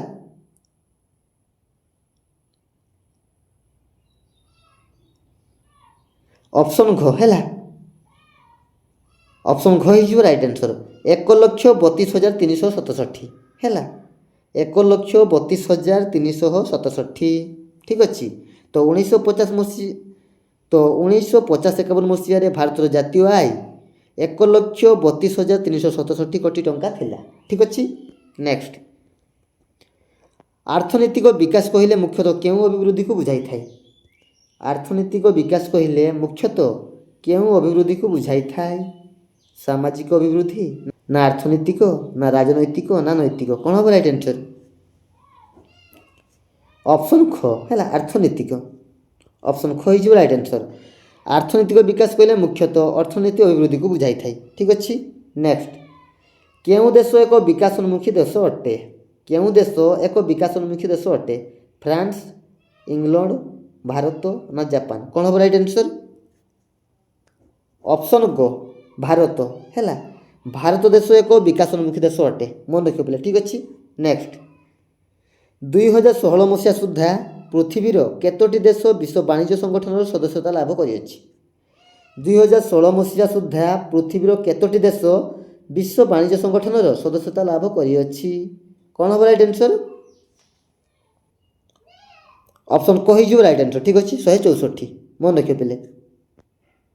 ନେକ୍ସଟ, କେଉଁ ମସିହାରେ ଭାରତ ବିଶ୍ୱ ବାଣିଜ୍ୟ ସଂଗଠନର ସଦସ୍ୟତା ଲାଭ କରିଅଛି? କେଉଁ ମସିହାରେ ଭାରତ ବିଶ୍ୱ ବାଣିଜ୍ୟ ସଂଗଠନର ସଦସ୍ୟତା ଲାଭ କରିଅଛି? କ'ଣ ହେବ ରାଇଟ୍ ଆନ୍ସର୍? ଅପସନ୍ ଖ 2001। 2001 ମସିହାରେ ଭାରତ ବିଶ୍ୱ ବାଣିଜ୍ୟ ସଂଗଠନର ସଦସ୍ୟତା ଲାଭ କରିଅଛି। ମନେ ରଖିବ ପିଲେ। ନେକ୍ସଟ, କେଉଁ ମସିହା ପରଠାରୁ ଭାରତରେ ଦ୍ରୁତ ଶିଳ୍ପାୟନ ପାଇଁ ଶିଳ୍ପନୀତି କାର୍ଯ୍ୟକାରୀ କରାଯାଇଛି? କେଉଁ ମସିହା ପରଠାରୁ ଭାରତରେ ଦ୍ରୁତ ଶିଳ୍ପାୟନ ପାଇଁ ଶିଳ୍ପନୀତି କାର୍ଯ୍ୟକାରୀ କରାଯାଇଅଛି? କ'ଣ ହେବ ରାଇଟ୍ ଆନ୍ସର୍? ଅପସନ୍ ନମ୍ବର ଘ ହେଲା 1948 ମସିହା। ଅପସନ୍ ଘ ହେଇଯିବ ରାଇଟ୍ ଆନ୍ସର୍। 1948 ମସିହା ପରଠାରୁ ଭାରତରେ ଦ୍ରୁତ ଶିଳ୍ପାୟନ ପାଇଁ ଶିଳ୍ପନୀତି କାର୍ଯ୍ୟକାରୀ କରାଯାଇଅଛି। ମନେ ରଖିବ। ଠିକ୍ ଅଛି। ନେକ୍ସଟ, କେଉଁ ଦଶକରେ ଭାରତରେ ହୋଇଥିବା ସବୁଜ ବିପ୍ଳବ ପରେ ଆମ ଦେଶ ଖାଦ୍ୟଶସ୍ୟରେ ଅଗ୍ରଗତି ହାସଲ କରିଥିଲା? କେଉଁ ଦଶକରେ? ଅପସନ୍ କ ହେଲା 60 ଦଶକରେ ଭାରତରେ ହୋଇଥିବା ସବୁଜ ବିପ୍ଳବ ପରେ ଆମ ଦେଶ ଖାଦ୍ୟଶସ୍ୟରେ ଅଗ୍ରଗତି ହାସଲ କରିଥିଲା। ଠିକ୍ ଅଛି। ନେକ୍ସଟ, କୃଷି କ୍ଷେତ୍ରରେ ଉତ୍ପାଦନ ବୃଦ୍ଧି ପାଇଁ କେଉଁଟି ଏକ ଭୂ ସଂସ୍କାର ଆଇନ ନୁହେଁ? କୃଷି କ୍ଷେତ୍ରରେ ଉତ୍ପାଦନ ବୃଦ୍ଧି ପାଇଁ କେଉଁଟି ଏକ ଭୂ ସଂସ୍କାର ଆଇନ ନୁହେଁ? କ'ଣ ହେବ ରାଇଟ୍ ଆନ୍ସର୍? ଅପସନ୍ ଗ ସରକାରୀ ଋଣ ଛାଡ଼ ହେଲା। ଅପସନ୍ ଗ ହେଇଯିବ ରାଇଟ୍ ଆନ୍ସର୍। ସରକାରୀ ଋଣ ଛାଡ଼। ନେକ୍ସଟ, ନିମ୍ନୋକ୍ତ ମଧ୍ୟରୁ କେଉଁ ଦେଶ ଗୁଡ଼ିକର ମୁଣ୍ଡ ପିଛା ଆୟ ଅଧିକ ହୋଇଥାଏ? ନିମ୍ନୋକ୍ତ ମଧ୍ୟରୁ କେଉଁ ଦେଶ ଗୁଡ଼ିକର ମୁଣ୍ଡ ପିଛା ଆୟ ଅଧିକ ହୋଇଥାଏ? ଉନ୍ନତ, ବିକଶିତ, ବିକାଶୋନ୍ମୁଖୀ, ବିକାଶଶୀଳ? କ'ଣ ହେବ ରାଇଟ୍ ଆନ୍ସର୍? ଅପସନ୍ ନମ୍ବର ଖ ହେଲା ବିକଶିତ।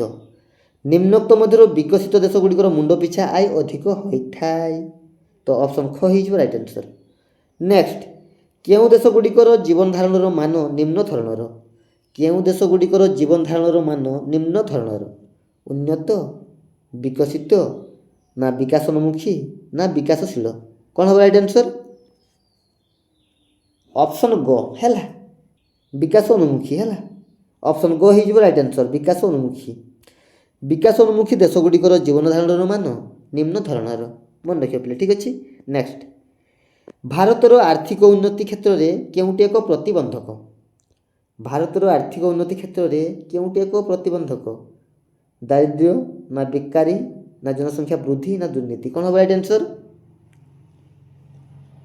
ଅପସନ୍ ନମ୍ବର ଗ ହେଲା, ଜନସଂଖ୍ୟା ବୃଦ୍ଧି। ଭାରତର ଆର୍ଥିକ ଉନ୍ନତି କ୍ଷେତ୍ରରେ ଜନସଂଖ୍ୟା ବୃଦ୍ଧି ଏକ ପ୍ରତିବନ୍ଧକ। ଠିକ୍ ଅଛି, ଅପସନ୍ ଗ ହେଇଯିବ ରାଇଟ୍ ଆନ୍ସର୍। ନେକ୍ସଟ, ଭାରତ କେଉଁ ଉତ୍ପାଦନ କ୍ଷେତ୍ରରେ ଆତ୍ମନିର୍ଭରଶୀଳ ହୋଇପାରିଛି? ଭାରତ କେଉଁ ଉତ୍ପାଦନ କ୍ଷେତ୍ରରେ ଆତ୍ମନିର୍ଭରଶୀଳ ହୋଇପାରିଛି? ଯନ୍ତ୍ରପାତି, ଖାଦ୍ୟଶସ୍ୟ, ତୈଳବୀଜ, ନା ଖଣିଜ ତୈଳ? କ'ଣ ହେବ ରାଇଟ୍ ଆନ୍ସର୍? ଅପସନ୍ ଖ ହେଲା, ଖାଦ୍ୟଶସ୍ୟ। ଠିକ୍ ଅଛି, ଅପସନ୍ ଖ ହେଇଯିବ ରାଇଟ୍ ଆନ୍ସର୍, ଖାଦ୍ୟଶସ୍ୟ। ଭାରତ ଖାଦ୍ୟଶସ୍ୟ ଉତ୍ପାଦନରେ ଆତ୍ମନିର୍ଭରଶୀଳ ହୋଇପାରିଛି। ନେକ୍ସଟ, ଦେଶର ଶିଳ୍ପ କ୍ଷେତ୍ରରେ କେଉଁ ମସିହା ମଧ୍ୟରେ ସୁଦୃଢ଼ ଭିତ୍ତିଭୂମି ସ୍ଥାପନ ହୋଇଛି? ଦେଶର ଶିଳ୍ପ କ୍ଷେତ୍ରରେ କେଉଁ ମସିହା ମଧ୍ୟରେ? କ'ଣ ହେବ ରାଇଟ୍ ଆନ୍ସର୍? ଅପସନ୍ ଘ 1948ରୁ 90 ହେଲା। ଦେଶର ଶିଳ୍ପ କ୍ଷେତ୍ରରେ 1948ରୁ 90 ମସିହା ମଧ୍ୟରେ ସୁଦୃଢ଼ ଭିତ୍ତିଭୂମି ସ୍ଥାପନ ହୋଇଅଛି। ଅପସନ୍ ଘ ହେଇଯିବ ରାଇଟ୍ ଆନ୍ସର୍। ଠିକ୍ ଅଛି। ନେକ୍ସଟ, ବହୁରାଷ୍ଟ୍ରୀୟ କମ୍ପାନୀଗୁଡ଼ିକର ଖାଉଟି ସେବା କାହା ମାଧ୍ୟମରେ ସମ୍ପାଦିତ ହୋଇଥାଏ? ବହୁରାଷ୍ଟ୍ରୀୟ କମ୍ପାନୀଗୁଡ଼ିକର ଖାଉଟି ସେବା କାହା ମାଧ୍ୟମରେ ସମ୍ପାଦିତ ହୋଇଥାଏ? କାଉଣ୍ଟର, ସେଣ୍ଟର, କଲ୍ ସେଣ୍ଟର, ନା ସେଲ୍ ସେଣ୍ଟର? କ'ଣ ହେବ ରାଇଟ୍ ଆନ୍ସର୍? ଅପସନ୍ ଗ କଲ୍ ସେଣ୍ଟର। ଠିକ୍ ଅଛି, ଅପସନ୍ ଗ ହେଇଯିବ ରାଇଟ୍ ଆନ୍ସର୍। ବହୁରାଷ୍ଟ୍ରୀୟ କମ୍ପାନୀଗୁଡ଼ିକର ଖାଉଟି ସେବା କଲ୍ ସେଣ୍ଟର ମାଧ୍ୟମରେ ସମ୍ପାଦିତ ହୋଇଥାଏ। ନେକ୍ସଟ, ବିଶ୍ୱ ବାଣିଜ୍ୟ ସଂଗଠନ ବାଣିଜ୍ୟ କାରବାର କ୍ଷେତ୍ରରେ କେତୋଟି ପ୍ରସଙ୍ଗ ଉପରେ ଗୁରୁତ୍ୱ ପ୍ରଦାନ କରିଥାଏ? ବିଶ୍ୱ ବାଣିଜ୍ୟ ସଂଗଠନ ବାଣିଜ୍ୟ କାରବାର କ୍ଷେତ୍ରରେ କେତୋଟି ପ୍ରସଙ୍ଗ ଉପରେ ଗୁରୁତ୍ୱ ପ୍ରଦାନ କରିଥାଏ? କ'ଣ ହେବ ରାଇଟ୍ ଆନ୍ସର୍? ଅପସନ୍ ଖ 3ଟି ହେଲା, 3ଟି ପ୍ରସଙ୍ଗ ଉପରେ ଗୁରୁତ୍ୱ ପ୍ରଦାନ କରିଥାଏ। ଅପସନ୍ ଖ ହେଇଯିବ ରାଇଟ୍ ଆନ୍ସର୍। ନେକ୍ସଟ, ବିଶ୍ୱ ବାଣିଜ୍ୟ କାରବାରରେ ଭାରତର ଅଂଶ କେତେ ପ୍ରତିଶତରୁ କମ୍ ରହିଛି? ବିଶ୍ୱ ବାଣିଜ୍ୟ କାରବାରରେ ଭାରତର ଅଂଶ କେତେ ପ୍ରତିଶତରୁ କମ୍ ରହିଛି? କ'ଣ ହେବ ରାଇଟ୍ ଆନ୍ସର୍? ଅପସନ୍ କ 1% ହେଲା। ଅପସନ୍ କ ହେଇଯିବ ରାଇଟ୍ ଆନ୍ସର୍। ବିଶ୍ୱ ବାଣିଜ୍ୟ କାରବାରରେ ଭାରତର ଅଂଶ 1%ରୁ କମ୍ ରହିଛି। ନେକ୍ସଟ, ଭାରତ କେଉଁ ଅର୍ଥନୀତିରୁ ବିଶେଷ ଉପକୃତ ହୋଇପାରିନାହିଁ? ଭାରତ କେଉଁ ଅର୍ଥନୀତିରୁ ବିଶେଷ ଉପକୃତ ହୋଇପାରିନାହିଁ? କ'ଣ ହେବ ରାଇଟ୍ ଆନ୍ସର୍ ପିଲେ? ଅପସନ୍ କ ଜଗତୀକରଣ ହେଲା। ଅପସନ୍ କ ହେଇଯିବ ରାଇଟ୍ ଆନ୍ସର୍, ଜଗତୀକରଣ। ନେକ୍ସଟ, ଭାରତୀୟ କମ୍ପାନୀମାନଙ୍କ ଦ୍ୱାରା ପ୍ରସ୍ତୁତ କେଉଁ ଦ୍ରବ୍ୟ ଆମେରିକୀୟମାନଙ୍କ ମୁଖ୍ୟ ପସନ୍ଦ? ଭାରତୀୟ କମ୍ପାନୀମାନଙ୍କ ଦ୍ୱାରା ପ୍ରସ୍ତୁତ କେଉଁ ଦ୍ରବ୍ୟ ଆମେରିକୀୟମାନଙ୍କ ମୁଖ୍ୟ ପସନ୍ଦ? ସାର୍ଟ, ଜିନ୍ସ, ବେଲ୍ଟ, ନା ଅପସନ୍ ଘ ଜିନ୍ସ ଓ ସାର୍ଟ? କ'ଣ ହେବ ରାଇଟ୍ ଆନ୍ସର୍? ଅପସନ୍ ଖ ଜିନ୍ସ। ଠିକ୍ ଅଛି, ଅପସନ୍ ଖ ହେଇଯିବ ରାଇଟ୍ ଆନ୍ସର୍, ଜିନ୍ସ। ନେକ୍ସଟ, ନିମ୍ନୋକ୍ତ କେଉଁ ଶାସନ ସମୟରେ ଭାରତର ଅର୍ଥବ୍ୟବସ୍ଥା ଶୋଚନୀୟ? ନିମ୍ନୋକ୍ତ କେଉଁ ଶାସନ ସମୟରେ ଭାରତର ଅର୍ଥବ୍ୟବସ୍ଥା ଶୋଚନୀୟ ଥିଲା? ଫରାସୀ ଶାସନ ସମୟରେ, ନା ଡନ୍, ନା ଇଂରେଜ, ନା ପର୍ତ୍ତୁଗୀଜ? କ'ଣ ହେବ ରାଇଟ୍ ଆନ୍ସର୍? ଅପସନ୍ ଗ ଇଂରେଜ ଶାସନ ସମୟରେ ହେଲା। ଅପସନ୍ ଗ ହେଇଯିବ ରାଇଟ୍ ଆନ୍ସର୍। ଇଂରେଜ ଶାସନ ସମୟରେ ଭାରତର ଅର୍ଥବ୍ୟବସ୍ଥା ବହୁତ ଶୋଚନୀୟ ଥିଲା। ନେକ୍ସଟ, ଭାରତର ଅର୍ଥନୀତିରେ କେତେ ଗୋଟି ବୈଶିଷ୍ଟ୍ୟ ରହିଛି? ଭାରତର ଅର୍ଥନୀତିରେ କେତେ ଗୋଟି ବୈଶିଷ୍ଟ୍ୟ ରହିଛି? କ'ଣ ହେବ ରାଇଟ୍ ଆନ୍ସର୍? ଅପସନ୍ ଖ 3 ଗୋଟି ହେଲା। ଅପସନ୍ ଖ ହେଇଯିବ ରାଇଟ୍ ଆନ୍ସର୍, 3 ଗୋଟି ବୈଶିଷ୍ଟ୍ୟ ରହିଛି। ନେକ୍ସଟ, ବ୍ୟକ୍ତିବିଶେଷଙ୍କ ଉଦ୍ୟମରେ ପ୍ରତିଷ୍ଠା କରାଯାଇଥିବା ଉଦ୍ୟୋଗ ନିମ୍ନୋକ୍ତ କେଉଁ ଶ୍ରେଣୀର ଅନ୍ତର୍ଗତ? ବ୍ୟକ୍ତିବିଶେଷଙ୍କ ଉଦ୍ୟମରେ ପ୍ରତିଷ୍ଠା କରାଯାଇଥିବା ଉଦ୍ୟୋଗ ନିମ୍ନୋକ୍ତ କେଉଁ ଶ୍ରେଣୀର ଅନ୍ତର୍ଗତ? କ'ଣ ହେବ ରାଇଟ୍ ଆନ୍ସର୍? ଅପସନ୍ ଖ ଘରୋଇ ମାଲିକାନା ଅନ୍ତର୍ଗତ। ଠିକ୍ ଅଛି, ଅପସନ୍ ଖ ହେଇଯିବ ରାଇଟ୍ ଆନ୍ସର୍, ଘରୋଇ ମାଲିକାନା ଅନ୍ତର୍ଗତ। ନେକ୍ସଟ, ଜମିଦାରୀ ଉଚ୍ଛେଦ, ଭୂମିହୀନ କୃଷି ଶ୍ରମିକଙ୍କୁ ସରକାରୀ ଜମି ପ୍ରଦାନ, ଜତର ସର୍ବୋଚ୍ଚ ସୀମା ନିର୍ଦ୍ଧାରଣ ଇତ୍ୟାଦି କେଉଁ ଆଇନ ଅନ୍ତର୍ଗତ? ଜମିଦାରୀ ଉଚ୍ଛେଦ, ଭୂମିହୀନ କୃଷି ଶ୍ରମିକଙ୍କୁ ସରକାରୀ ଜମି ପ୍ରଦାନ, ଜତର ସର୍ବୋଚ୍ଚ ସୀମା ନିର୍ଦ୍ଧାରଣ ଇତ୍ୟାଦି କେଉଁ ଆଇନ ଅନ୍ତର୍ଗତ? ସତୀ ପ୍ରଥା, ଭୂ ସଂସ୍କାର, ସ୍ୱଳ୍ପମିଆଦୀ ନା ଦୀର୍ଘମିଆଦୀ? କ'ଣ ହେବ ରାଇଟ୍ ଆନ୍ସର୍ ପିଲେ? କ'ଣ ହେବ ରାଇଟ୍ ଆନ୍ସର୍? ଅପସନ୍ ଖ ଭୂ ସଂସ୍କାର ହେଲା, ଅପସନ୍ ଖ ହେଇଯିବ ରାଇଟ୍ ଆନ୍ସର୍, ଭୂ ସଂସ୍କାର। ନେକ୍ସଟ, ଭାରତ ସମଗ୍ର ବିଶ୍ୱ ସହିତ ଉତ୍ପାଦନ, ବାଣିଜ୍ୟ ଏବଂ ପୁଞ୍ଜି ବିନିଯୋଗ କ୍ଷେତ୍ରରେ ସାମିଲ ହେବାକୁ କ'ଣ କୁହାଯାଏ? ଭାରତ ସମଗ୍ର ବିଶ୍ୱ ସହିତ ଉତ୍ପାଦନ, ବାଣିଜ୍ୟ ଏବଂ ପୁଞ୍ଜି ବିନିଯୋଗ କ୍ଷେତ୍ରରେ ସାମିଲ ହେବାକୁ କ'ଣ କୁହାଯାଏ? ବିନିଯୋଗୀକରଣ, ଉଦାରୀକରଣ, ଘରୋଇକରଣ ନା ଜଗତୀକରଣ? କ'ଣ ହେବ ରାଇଟ୍ ଆନ୍ସର୍? ଅପସନ୍ ଘ ଜଗତୀକରଣ। ଠିକ୍ ଅଛି, ଅପସନ୍ ଘ ହେଇଯିବ ରାଇଟ୍ ଆନ୍ସର୍, ଜଗତୀକରଣ। ନେକ୍ସଟ, ବିକାଶକୁ ଆଧାର କରି ଅର୍ଥଶାସ୍ତ୍ରୀମାନେ ପୃଥିବୀର ସମସ୍ତ ଦେଶକୁ କେତେ ଗୋଟି ମୁଖ୍ୟ ଶ୍ରେଣୀରେ ବିଭକ୍ତ କରିଛନ୍ତି? ବିକାଶକୁ ଆଧାର କରି ଅର୍ଥଶାସ୍ତ୍ରୀମାନେ ପୃଥିବୀର ସମସ୍ତ ଦେଶକୁ କେତେ ଗୋଟି ମୁଖ୍ୟ ଶ୍ରେଣୀରେ ବିଭକ୍ତ କରିଛନ୍ତି? କ'ଣ ହେବ ରାଇଟ୍ ଆନ୍ସର୍? ଅପସନ୍ କ 2 ଗୋଟି ଶ୍ରେଣୀରେ ବିଭକ୍ତ କରିଛନ୍ତି। ଠିକ୍ ଅଛି, ବିକାଶକୁ ଆଧାର କରି ଅର୍ଥଶାସ୍ତ୍ରୀମାନେ ପୃଥିବୀର ସମସ୍ତ ଦେଶକୁ 2 ଗୋଟି ମୁଖ୍ୟ ଶ୍ରେଣୀରେ ବିଭକ୍ତ କରିଛନ୍ତି। ମନେ ରଖିବା ପିଲେ, ଅପସନ୍ କ ହେଇଯିବ ରାଇଟ୍ ଆନ୍ସର୍। ନେକ୍ସଟ, ଭାରତରେ କେଉଁ ଅର୍ଥ ବ୍ୟବସ୍ଥାର ମିଶ୍ରଣ ଦେଖାଯାଏ? ଭାରତରେ କେଉଁ ଅର୍ଥ ବ୍ୟବସ୍ଥାର ମିଶ୍ରଣ ଦେଖାଯାଏ? ମୌଳିକ, ପୁଞ୍ଜିବାଦୀ, ସାମ୍ୟବାଦୀ ନା ଜାତୀୟ? କ'ଣ ହେବ ରାଇଟ୍ ଆନ୍ସର୍? ଅପସନ୍ ଖ ହେଲା, ପୁଞ୍ଜିବାଦୀ, ଅପସନ୍ ଖ ହେଇଯିବ ରାଇଟ୍ ଆନ୍ସର୍। ଭାରତରେ ପୁଞ୍ଜିବାଦୀ ଅର୍ଥ ବ୍ୟବସ୍ଥାର ମିଶ୍ରଣ ଦେଖାଯାଏ। ଠିକ୍ ଅଛି। ନେକ୍ସଟ, କେଉଁ ନୀତିରେ ଘରୋଇ ଉଦ୍ୟୋଗୀମାନଙ୍କୁ ପ୍ରୋତ୍ସାହନ ଦିଆଯାଇଥାଏ? କେଉଁ ନୀତିରେ? କ'ଣ ହେବ ରାଇଟ୍ ଆନ୍ସର୍? ଅପସନ୍ ଗ ଘରୋଇକରଣ ନୀତିରେ ହେଲା, ଅପସନ୍ ଗ ହେଇଯିବ ରାଇଟ୍ ଆନ୍ସର୍। ଘରୋଇକରଣ ନୀତିରେ ଘରୋଇ ଉଦ୍ୟୋଗୀମାନଙ୍କୁ ପ୍ରୋତ୍ସାହନ ଦିଆଯାଇଥାଏ। ନେକ୍ସଟ, ଆମ ଦେଶରେ କ୍ଷୁଦ୍ର ଶିଳ୍ପ ସଂସ୍ଥାରେ ପ୍ରାୟ କେତେ ଶ୍ରମିକ କାର୍ଯ୍ୟରତ? ଆମ ଦେଶରେ କ୍ଷୁଦ୍ର ଶିଳ୍ପ ସଂସ୍ଥାରେ ପ୍ରାୟ କେତେ ଶ୍ରମିକ କାର୍ଯ୍ୟରତ? କ'ଣ ହେବ ରାଇଟ୍ ଆନ୍ସର୍? ଅପସନ୍ କ 2 କୋଟି ହେଲା, ଅପସନ୍ କ ହେଇଯିବ ରାଇଟ୍ ଆନ୍ସର୍, 2 କୋଟି ଶ୍ରମିକ କାର୍ଯ୍ୟରତ।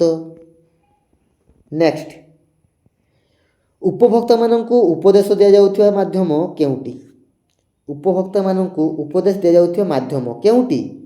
କଲ୍ ସେଣ୍ଟର, ଗ୍ରାହକ ସେବା କେନ୍ଦ୍ର, ସୂଚନା କେନ୍ଦ୍ର ନା ଉପଯୋଜନା କେନ୍ଦ୍ର? କ'ଣ ହେବ ରାଇଟ୍ ଆନ୍ସର୍?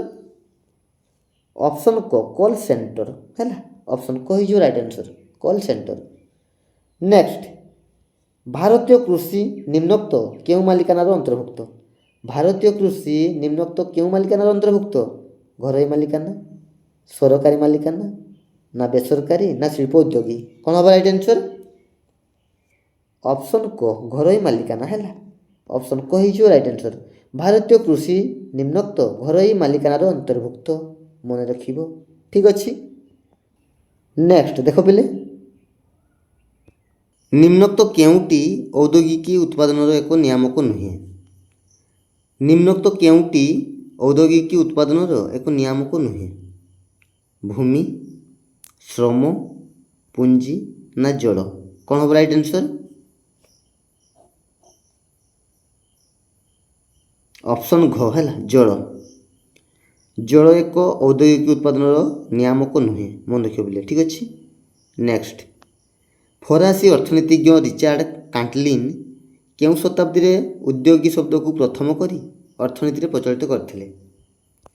ଫରାସୀ ଅର୍ଥନୀତିଜ୍ଞ ରିଚାର୍ଡ କାଣ୍ଟଲିନ୍ କେଉଁ ଶତାବ୍ଦୀରେ ଉଦ୍ୟୋଗୀ ଶବ୍ଦକୁ ପ୍ରଥମ କରି ଅର୍ଥନୀତିରେ ପ୍ରଚଳିତ କରିଥିଲେ? ଅପସନ୍ ଷୋଡ଼ଶ, ଅଷ୍ଟାଦଶ, ଊନବିଂଶ ନା ବିଂଶ? କ'ଣ ହେବ ରାଇଟ୍ ଆନ୍ସର୍?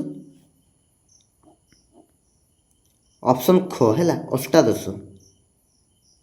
ଅଷ୍ଟାଦଶ ଶତାବ୍ଦୀରେ ଫରାସୀ ଅର୍ଥନୀତିଜ୍ଞ ରିଚାର୍ଡ କାଣ୍ଟଲିନ୍ ଉଦ୍ୟୋଗୀ ଶବ୍ଦକୁ ପ୍ରଥମ କରି ଅର୍ଥନୀତିରେ ପ୍ରଚଳିତ କରିଥିଲେ। ନେକ୍ସଟ, ନିମ୍ନୋକ୍ତ କେଉଁଟି ଉଦ୍ୟୋଗୀୟ ଦକ୍ଷତା ନୁହେଁ? ନିମ୍ନୋକ୍ତ କେଉଁଟି ଉଦ୍ୟୋଗୀୟ ଦକ୍ଷତା ନୁହେଁ? ବ୍ୟକ୍ତିର ଜ୍ଞାନ, ସୁଅଭ୍ୟାସ, ଖାଦ୍ୟ ସୁରକ୍ଷା ନା ବୈଷୟିକ କୌଶଳ? କ'ଣ ହେବ ରାଇଟ୍ ଆନ୍ସର୍? ଅପସନ୍ ଗ, ଖାଦ୍ୟ ସୁରକ୍ଷା।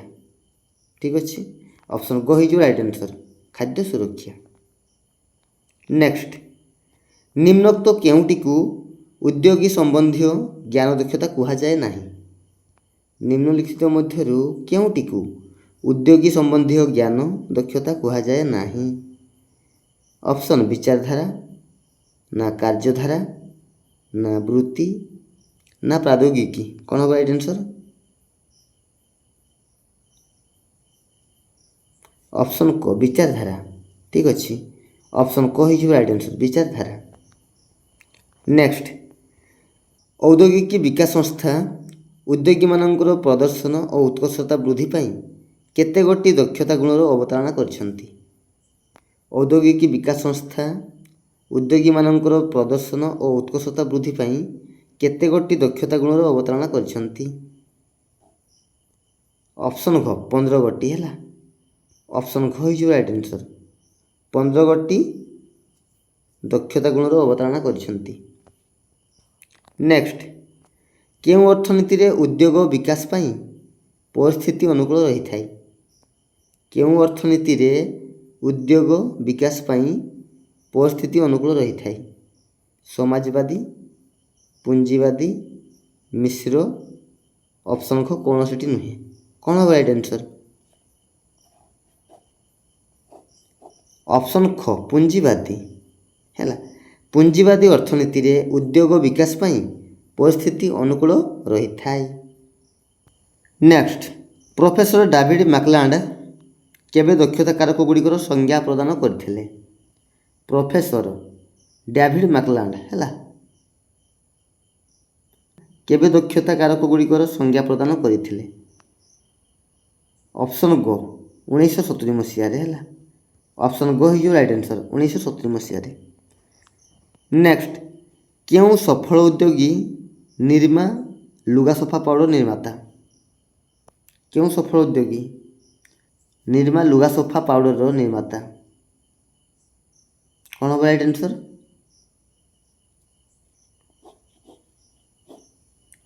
ଅପସନ୍ କ, କର୍ଷଣ ଭାଇ ହେଲା। ଅପସନ୍ କ ହେଇଯିବ ରାଇଟ୍ ଆନ୍ସର୍, କର୍ଷଣ ଭାଇ ଉଦ୍ୟୋଗୀ ନିର୍ମା ଲୁଗାସଫା ପାଉଡ଼ରର ନିର୍ମାତା। ମନେ ରଖିବ ପିଲେ, ଠିକ୍ ଅଛି, ନିର୍ମା ଲୁଗାସଫା ପାଉଡ଼ର ନିର୍ମାତା ହେଉଛନ୍ତି କର୍ଷଣ ଭାଇ। ନେକ୍ସଟ, ଆର୍ଥିକ ବିକାଶରେ ଉଦ୍ୟୋଗୀଙ୍କ କେଉଁ ଭୂମିକା ଲଗାନ ଚଳଚ୍ଚିତ୍ରରେ ଥିବା ଏକ ଉଦାହରଣ? ଆର୍ଥିକ ବିକାଶରେ କେଉଁ ଉଦ୍ୟୋଗୀଙ୍କ ଭୂମିକା ଲଗାନ ଚଳଚ୍ଚିତ୍ରରେ ଥିବା ଏକ ଉଦାହରଣ? କ'ଣ ହେବ ରାଇଟ୍ ଆନ୍ସର୍? ଅପସନ୍ ଖ, ଅନୁସନ୍ଧାନ, ପରୀକ୍ଷା ନିରୀକ୍ଷା ଓ ସାହସୀ ହେବାକୁ ଉତ୍ସାହିତ କରିବା ହେଲା। ଅପସନ୍ ଖ ହେଇଯିବ ରାଇଟ୍ ଆନ୍ସର୍, ଅନୁସନ୍ଧାନ, ପରୀକ୍ଷା ନିରୀକ୍ଷା ଓ ସାହସୀ ହେବାକୁ ଉତ୍ସାହିତ କରିବା। ନେକ୍ସଟ, ସୁଯୋଗର ଅବଲୋକନ ଓ କାର୍ଯ୍ୟାନ୍ୱୟନ କେଉଁ ଅନୁଭୂତିକୁ ନେଇ ସମ୍ଭବ? ସୁଯୋଗର ଅବଲୋକନ ଓ କାର୍ଯ୍ୟ ଉନ୍ନୟନ କେଉଁ ଅନୁଭୂତିକୁ ନେଇ ସମ୍ଭବ? ଦୈନନ୍ଦିନ ନା ସାପ୍ତାହିକ ନା ମାସିକ ନା ବାର୍ଷିକ? କ'ଣ ହେବ ରାଇଟ୍ ଆନ୍ସର୍? ଅପସନ୍ କ, ଦୈନନ୍ଦିନ। ଠିକ୍ ଅଛି, ଅପସନ୍ କ ହେଇଯିବ ରାଇଟ୍ ଆନ୍ସର୍, ଦୈନନ୍ଦିନ ଅନୁଭୂତିକୁ ନେଇ ସମ୍ଭବ। ନେକ୍ସଟ, ବାଣିଜ୍ୟ ଓ ଶିଳ୍ପ ମନ୍ତ୍ରଣାଳୟରେ କେବେ ଶୁଭାରମ୍ଭ ଭାରତ ଯୋଜନାର ଶୁଭାରମ୍ଭ ହୋଇଥିଲା? ବାଣିଜ୍ୟ ଓ ଶିଳ୍ପ ମନ୍ତ୍ରଣାଳୟ ହେଲା, କେବେ ଶୁଭାରମ୍ଭ ଭାରତ ଯୋଜନାର ଶୁଭାରମ୍ଭ ହୋଇଥିଲା? କ'ଣ ହେବ ରାଇଟ୍ ଆନ୍ସର୍? ଅପସନ୍ ଘ, 2018 ମସିହାରେ ହେଲା। ଅପସନ୍ ଘ ହେଇଯିବ ରାଇଟ୍ ଆନ୍ସର୍, 2018 ମସିହାରେ। ନେକ୍ସଟ, କେଉଁ ମସିହାରେ ଶୁଭାରମ୍ଭ ଓଡ଼ିଶା ଯୋଜନା କାର୍ଯ୍ୟକାରୀ ହୋଇଅଛି? କେଉଁ ମସିହାରେ ଶୁଭାରମ୍ଭ ଓଡ଼ିଶା ଯୋଜନା କାର୍ଯ୍ୟକାରୀ ହୋଇଅଛି?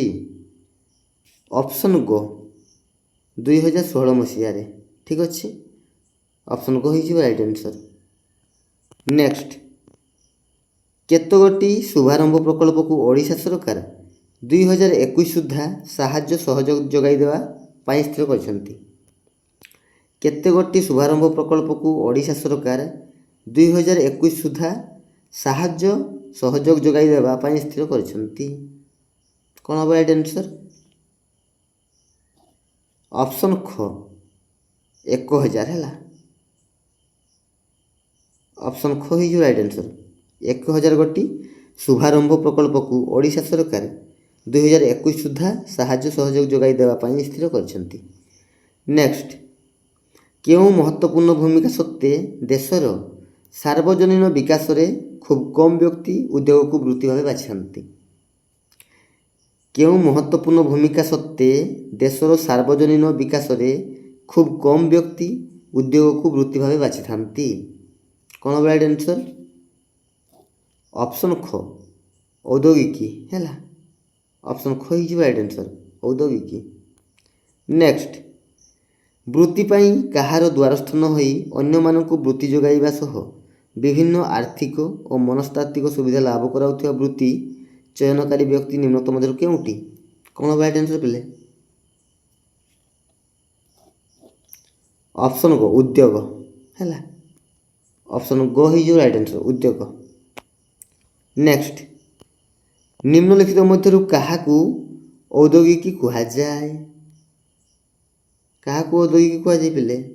ବ୍ୟକ୍ତି, ଉଦ୍ୟମୀ, ପରିମାଣ ନା ପ୍ରକ୍ରିୟା କାର୍ଯ୍ୟକ୍ରମ?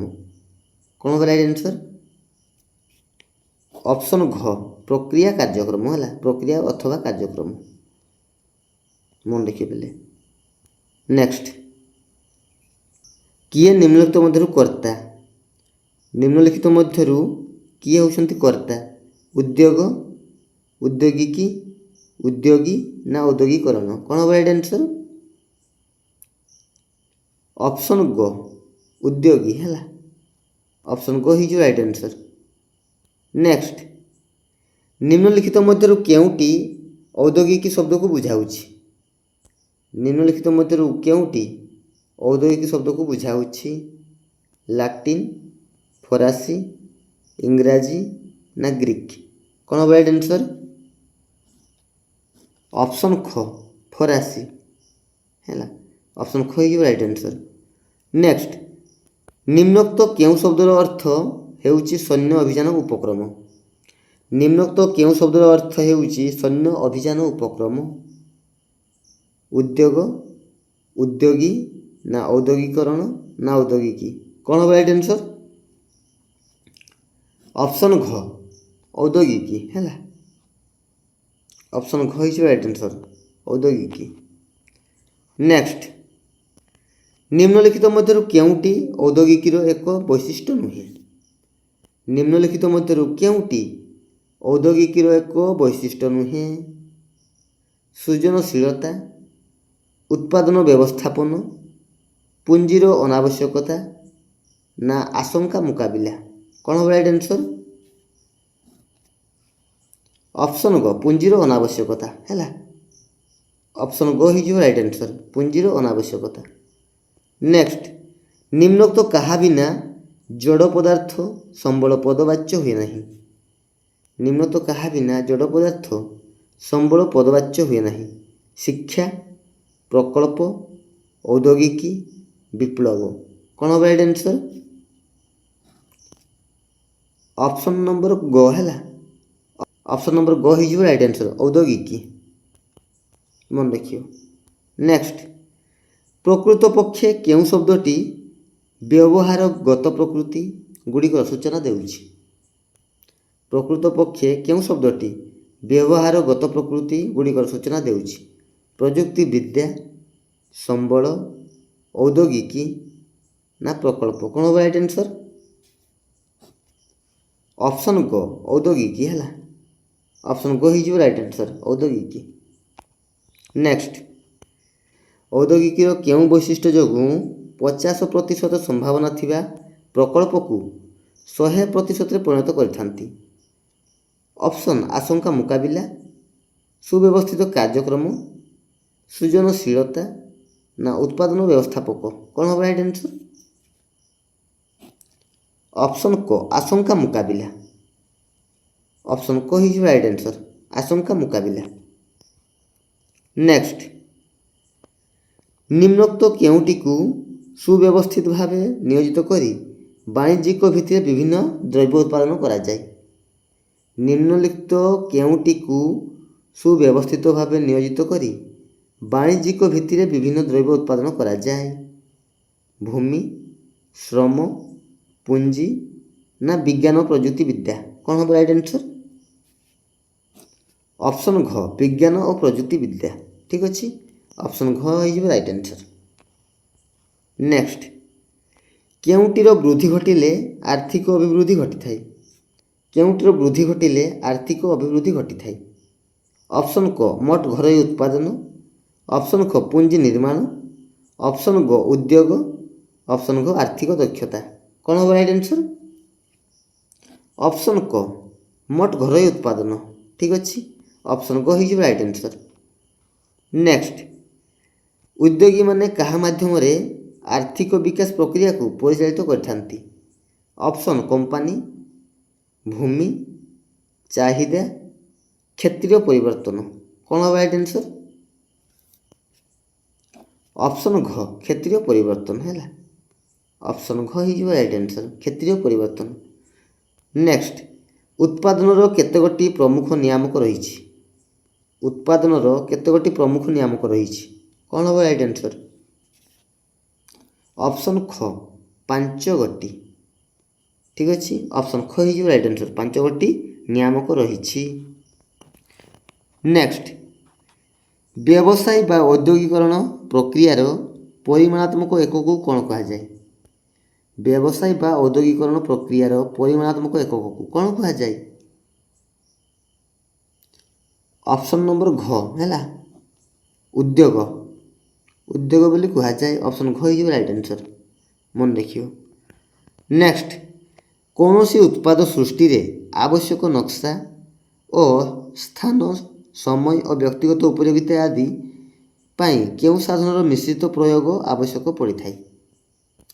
କୌଣସି ଉତ୍ପାଦ ସୃଷ୍ଟିରେ ଆବଶ୍ୟକ ନକ୍ସା ଓ ସ୍ଥାନ, ସମୟ ଓ ବ୍ୟକ୍ତିଗତ ଉପଯୋଗିତା ଆଦି ପାଇଁ କେଉଁ ସାଧନର ମିଶ୍ରିତ ପ୍ରୟୋଗ ଆବଶ୍ୟକ ପଡ଼ିଥାଏ? ଅପସନ୍ ସମୟ, ପ୍ରଯୁକ୍ତିବିଦ୍ୟା, କାରଖାନା ନା ଫାର୍ମ? କ'ଣ ହେବ ରାଇଟ୍ ଆନ୍ସର୍? ଅପସନ୍ ଖ ହେଇଯିବ ରାଇଟ୍ ଆନ୍ସର୍, ପ୍ରଯୁକ୍ତିବିଦ୍ୟା। ଠିକ୍ ଅଛି, ମନେ ରଖିବ। ନେକ୍ସଟ, କେଉଁଟି ଆର୍ଥିକ ବିକାଶର ପରିଭାଷା ଅଟେ? ଆର୍ଥିକ ବିକାଶର କେଉଁଟି ଏକ ପରିଭାଷା? କୁଟୀର ଶିଳ୍ପ, ବୃହତ୍ ଶିଳ୍ପ, ମୋଟ ଘରୋଇ ଉତ୍ପାଦ, କୃଷି? କ'ଣ ହେବ ରାଇଟ୍ ଆନ୍ସର୍? ଅପସନ୍ ଗ ମୋଟ ଘରୋଇ ଉତ୍ପାଦ ହେଲା, ଅପସନ୍ ଗ ହେଇଯିବ ରାଇଟ୍ ଆନ୍ସର୍। ନେକ୍ସଟ, ଉଦ୍ୟୋଗୀମାନେ ନିଜର ସଞ୍ଚିତ ଅର୍ଥ ସହ ବନ୍ଧୁବାନ୍ଧବ ଓ ସାଙ୍ଗସାଥୀଙ୍କ ସହ ଅର୍ଥ ବିନିଯୋଗ କରି କେଉଁ ନିର୍ମାଣ କ୍ଷେତ୍ରକୁ ଯୋଗଦାନ କରିଥାନ୍ତି? ଉଦ୍ୟୋଗୀମାନେ ନିଜର ସଞ୍ଚିତ ଅର୍ଥ ସହ ବନ୍ଧୁବାନ୍ଧବ ଓ ସାଙ୍ଗସାଥୀଙ୍କ ସହ ଅର୍ଥ ବିନିଯୋଗ କରି କେଉଁ ନିର୍ମାଣ କ୍ଷେତ୍ରକୁ ଯୋଗଦାନ କରିଥାନ୍ତି? କ'ଣ ହେବ ରାଇଟ୍ ଆନ୍ସର୍? ଅପସନ୍ ଘ ପୁଞ୍ଜି ହେଲା, ପୁଞ୍ଜି ନିର୍ମାଣ କ୍ଷେତ୍ରକୁ ଯୋଗଦାନ କରିଥାନ୍ତି, ମନେ ରଖିବେ। ନେକ୍ସଟ, ନିମ୍ନ ପ୍ରଦତ୍ତ କେଉଁ ମାଧ୍ୟମରେ ଶ୍ରମ ପୁଞ୍ଜି ଅନୁପାତରେ ପରିବର୍ତ୍ତନ ଆଣିଲେ ଆର୍ଥିକ ଦକ୍ଷତା ବୃଦ୍ଧି ସମ୍ଭବ? ନିମ୍ନ ପ୍ରଦତ୍ତ କେଉଁ ମାଧ୍ୟମରେ ଶ୍ରମ ପୁଞ୍ଜି ଅନୁପାତରେ ପରିବର୍ତ୍ତନ ଆଣିଲେ ଆର୍ଥିକ ଦକ୍ଷତା ବୃଦ୍ଧି ସମ୍ଭବ? ଅପସନ୍ ପ୍ରକ୍ରିୟାରେ ଉନ୍ନତିକରଣ, ବୈଷୟିକ ଉନ୍ନତିକରଣ, ବର୍ଜ୍ୟବସ୍ତୁ ହ୍ରାସ, ଉତ୍ପାଦନ ବୃଦ୍ଧି? କ'ଣ ହେବ ରାଇଟ୍ ଆନ୍ସର୍?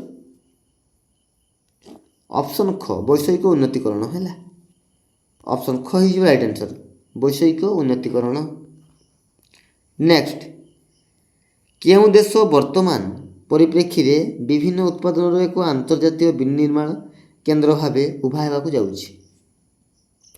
କେଉଁ ଦେଶ ବର୍ତ୍ତମାନ ପରିପ୍ରେକ୍ଷୀରେ ବିଭିନ୍ନ ଉତ୍ପାଦନର ଏକ ଆନ୍ତର୍ଜାତୀୟ ବିନିର୍ମାଣ କେନ୍ଦ୍ର ଭାବେ ଉଭା ହେବାକୁ ଯାଉଛି? ଅପସନ୍ କ ଭାରତ, ଅପସନ୍ ଖ ଶ୍ରୀଲଙ୍କା ନା ବାଂଲାଦେଶ ନା ନେପାଳ? କ'ଣ ହେବ ରାଇଟ୍ ଆନ୍ସର୍? ଅପସନ୍ କ ଭାରତ ହେଲା, ଅପସନ୍ କ ହେଇଯିବ ରାଇଟ୍ ଆନ୍ସର୍, ଭାରତ। ନେକ୍ସଟ, ଆନ୍ତର୍ଜାତିକ ବାଣିଜ୍ୟ ଓ ଆର୍ଥିକ ଅଭିବୃଦ୍ଧି ସମ୍ଭବ ହେବା ପାଇଁ ନିମ୍ନୋକ୍ତ କେଉଁ ପ୍ରତିବନ୍ଧକକୁ ଅତିକ୍ରମ କରିବା ଆବଶ୍ୟକ ହୁଏ? କ'ଣ ହେବ ରାଇଟ୍ ଆନ୍ସର୍? ଅପସନ୍ ଘ, ସମୁଦ୍ର। ଠିକ୍ ଅଛି, ଅପସନ୍ ଘ ହେଇଯିବ ରାଇଟ୍ ଆନ୍ସର୍, ସମୁଦ୍ର। ନେକ୍ସଟ, ଲଗାନ ଚଳଚ୍ଚିତ୍ରରେ ଭୁବନ ଚରିତ୍ର ଗ୍ରାମୀଣ ଯୁବକଙ୍କୁ ନେଇ କ'ଣ ଗଢ଼ିଥିଲେ? ଲଗାନ ଚଳଚ୍ଚିତ୍ରରେ ଭୁବନ ଚରିତ୍ର ଗ୍ରାମୀଣ ଯୁବକଙ୍କୁ ନେଇ କ'ଣ ଗଢ଼ିଥିଲେ ପିଲେ? କାରଖାନା, କ୍ରିକେଟ ଟିମ୍, କ୍ଲବ ନା ଶିକ୍ଷାନୁଷ୍ଠାନ? ଅପସନ୍ ଖ, କ୍ରିକେଟ ଟିମ୍। ଠିକ୍ ଅଛି, ଅପସନ୍ ଖ ହେଇଯିବ ରାଇଟ୍ ଆନ୍ସର୍, କ୍ରିକେଟ ଟିମ୍ ଗଢ଼ିଥିଲେ। ନେକ୍ସଟ, ଉଦ୍ୟୋଗ କ୍ଷେତ୍ରରେ ସଫଳତା ପାଇଁ ନିମ୍ନଲିଖିତ ମଧ୍ୟରୁ କ'ଣ ନିତାନ୍ତ ଜରୁରୀ? ଉଦ୍ୟୋଗ କ୍ଷେତ୍ରରେ ସଫଳତା ପାଇଁ ନିମ୍ନଲିଖିତ ମଧ୍ୟରୁ କ'ଣ ନିତାନ୍ତ ଜରୁରୀ? କ'ଣ ହେବ ରାଇଟ୍ ଆନ୍ସର୍ ପିଲେ? ଅପସନ୍ କ, ଔଦ୍ୟୋଗିକ ଦକ୍ଷତା। ହେଲା, ଅପସନ୍ କ ହେଇଯିବ ରାଇଟ୍ ଆନ୍ସର୍, ଔଦ୍ୟୋଗିକ ଦକ୍ଷତା। ନେକ୍ସଟ, ପ୍ରକୃତପକ୍ଷେ ଔଦ୍ୟୋଗିକ ଦକ୍ଷତା ଅନେକ ଗୁଡ଼ିଏ ଗୁଣାବଳୀର ସମାହାର। ଏହାକୁ ଇଂରାଜୀରେ କ'ଣ କୁହାଯାଏ? ପ୍ରକୃତପକ୍ଷେ ଔଦ୍ୟୋଗିକ ଦକ୍ଷତା ଅନେକ ଗୁଡ଼ିଏ ଗୁଣାବଳୀର ସମାହାର। ଏହାକୁ ଇଂରାଜୀରେ କ'ଣ କୁହାଯାଇ ପିଲେ? ଅପସନ୍ ଖ, କାସ୍। ହେଲା, KASH, କାସ୍। ଅପସନ୍ ଖ ହେଇଯିବ ରାଇଟ୍ ଆନ୍ସର୍, ମନେ ରଖିବ ପିଲେ। ଠିକ୍ ଅଛି। ନେକ୍ସଟ, ଔଦ୍ୟୋଗିକ ବିକାଶର ଦକ୍ଷତା ବିଚାରଧାରାର ଆଦ୍ୟ ପ୍ରବର୍ତ୍ତକ ଭାବେ କାହାକୁ ବିବେଚନା କରାଯାଏ? କ'ଣ ହେବ ରାଇଟ୍ ଆନ୍ସର୍? ଅପସନ୍ ଘ, ପ୍ରଫେସର ଡେଭିଡ୍ ମ୍ୟାକଭେଲାଣ୍ଡ। ହେଲା, ଅପସନ୍ ଘ ହେଇଯିବ ରାଇଟ୍ ଆନ୍ସର୍, ପ୍ରଫେସର ଡେଭିଡ୍ ମ୍ୟାକଭେଲାଣ୍ଡ, ମନେ ରଖିବ। ଠିକ୍ ଅଛି। ନେକ୍ସଟ, 1960 ଏବଂ 1970 ଦଶକରେ କେଉଁ ଅର୍ଥନୀତିଜ୍ଞ ଦକ୍ଷତା କାରକ ଗୁଡ଼ିକର ସଂଜ୍ଞା ପ୍ରଦାନ କରିଥିଲେ? 1960 ଏବଂ 1970 ଦଶକରେ କେଉଁ ଅର୍ଥନୀତିଜ୍ଞ ଦକ୍ଷତା କାରକ ଗୁଡ଼ିକର ସଂଜ୍ଞା ପ୍ରଦାନ କରିଥିଲେ? କ'ଣ ହେବ ରାଇଟ୍ ଆନ୍ସର୍? ଅପସନ୍ ଗ, ଡେଭିଡ୍ ମ୍ୟାକଭେଲାଣ୍ଡ। ହେଲା, ଅପସନ୍ ଗ ହେଇଯିବ ରାଇଟ୍ ଆନ୍ସର୍, ଡେଭିଡ୍ ମ୍ୟାକଭେଲାଣ୍ଡ, ମନେ ରଖିଥିଲେ। ନେକ୍ସଟ, ବ୍ୟକ୍ତିର ଦକ୍ଷତା ବୃଦ୍ଧି କିପରି ସମ୍ଭବ? ବ୍ୟକ୍ତିର ଦକ୍ଷତା ବୃଦ୍ଧି କିପରି ସମ୍ଭବ? କ'ଣ ହେବ ରାଇଟ୍ ଆନ୍ସର୍? ଅପସନ୍ ଖ, ଶିକ୍ଷା ଓ ପ୍ରଶିକ୍ଷଣ ଦ୍ୱାରା। ଠିକ୍ ଅଛି, ଶିକ୍ଷା ଓ ପ୍ରଶିକ୍ଷଣ ଦ୍ୱାରା ବ୍ୟକ୍ତିର ଦକ୍ଷତା ବୃଦ୍ଧି ସମ୍ଭବ। ନେକ୍ସଟ, ଔଦ୍ୟୋଗିକ ବିକାଶ ସଂସ୍ଥା ଔଦ୍ୟୋଗୀମାନଙ୍କର ପ୍ରଦର୍ଶନ ଓ ଉତ୍କର୍ଷତା ଉପରେ କେତୋଟି ଦକ୍ଷତା ଗୁଣର ଅବତାରଣା କରିଛନ୍ତି? କ'ଣ ହେବ ରାଇଟ୍ ଆନ୍ସର୍? ଅପସନ୍ କ, 15 ଗୋଟି। ହେଲା, ଅପସନ୍ କ ହେଇଯିବ ରାଇଟ୍ ଆନ୍ସର୍, 15 ଗୋଟି ଦକ୍ଷତା ଗୁଣର ଅବତାରଣା କରିଛନ୍ତି। ନେକ୍ସଟ, କୌଣସି ବ୍ୟବସାୟ ଅବା ଉଦ୍ୟୋଗର ସଫଳତା କାହା ଉପରେ ସମ୍ପୂର୍ଣ୍ଣ ନିର୍ଭରଶୀଳ? ଅପସନ୍ ଖ, କର୍ମଚାରୀ ଉପରେ। ହେଲା, ଅପସନ୍ ଖ ହେଇଯିବ ରାଇଟ୍ ଆନ୍ସର୍, କର୍ମଚାରୀ ଉପରେ। ନେକ୍ସଟ, ଜଣେ ବ୍ୟବସାୟୀ ପାଇଁ ନିମ୍ନୋକ୍ତ କେଉଁଟି ପ୍ରয়োଜনীୟତା ରହିଛି? ଜଣେ ବ୍ୟବସାୟୀ ପାଇଁ ନିମ୍ନୋକ୍ତ କେଉଁଟି ପ୍ରয়োଜনীୟତା ରହିଛି? ଅର୍ଥ, ସମ୍ବଳ, ଜ୍ଞାନ କୌଶଳ ନା ଆଧିପତ୍ୟ? କ'ଣ ହେବ ରାଇଟ୍ ଆନ୍ସର୍? ଅପସନ୍ ଘ, ଆଧିପତ୍ୟ। ଠିକ୍ ଅଛି, ଅପସନ୍ ଘ ହେଇଯିବ ରାଇଟ୍ ଆନ୍ସର୍, ଆଧିପତ୍ୟ। ନେକ୍ସଟ, ଔଦ୍ୟୋଗିକ ବିକାଶ ନକ୍ସା ପ୍ରସ୍ତୁତ ସମୟରେ କେଉଁ ଦୁଇଟି ସର୍ତ୍ତ ପ୍ରତି ଧ୍ୟାନ ଦେବା ଆବଶ୍ୟକ? କେଉଁ ଦୁଇଟି ସର୍ତ୍ତ ପ୍ରତି ଧ୍ୟାନ ଦେବା ଆବଶ୍ୟକ? କ'ଣ ହେବ ରାଇଟ୍ ଆନ୍ସର୍? ଅପସନ୍ ଗ, ବାଞ୍ଛନୀୟତା ଓ ସମ୍ଭାବନା ଦିଗ। ହେଲା, ବାଞ୍ଛନୀୟତା ଓ ସମ୍ଭାବନା ଦିଗ, ଏହି ଦୁଇଟି ସର୍ତ୍ତ ପ୍ରତି ଧ୍ୟାନ ଦେବା ଆବଶ୍ୟକ। ନେକ୍ସଟ, ନିମ୍ନୋକ୍ତ କେଉଁଟି ଉଦ୍ୟୋଗ ବିକାଶ ପାଇଁ ପ୍ରୋତ୍ସାହନ ଦେଇଥାଏ? ନିମ୍ନୋକ୍ତ କେଉଁଟି ଉଦ୍ୟୋଗ ବିକାଶ ପାଇଁ ପ୍ରୋତ୍ସାହନ ଦେଇଥାଏ? ବିଦେଶୀ ମୁଦ୍ରା, ସ୍ୱଦେଶୀ ମୁଦ୍ରା ନା ଖାଲି ମୁଦ୍ରା ନା ମୁଦ୍ରାସ୍ଫୀତି ହାର? କ'ଣ ହେବ ରାଇଟ୍ ଆନ୍ସର୍? ଅପସନ୍ ଖ, ସ୍ୱଦେଶୀ ମୁଦ୍ରା।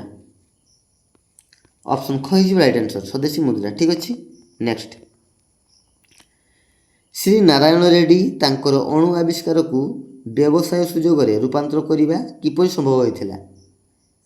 ଶ୍ରୀ ନାରାୟଣ ରେଡ୍ଡି ତାଙ୍କର ଅଣୁ ଆବିଷ୍କାରକୁ ବ୍ୟବସାୟ ସୁଯୋଗରେ ରୂପାନ୍ତର କରିବା କିପରି ସମ୍ଭବ ହୋଇଥିଲା?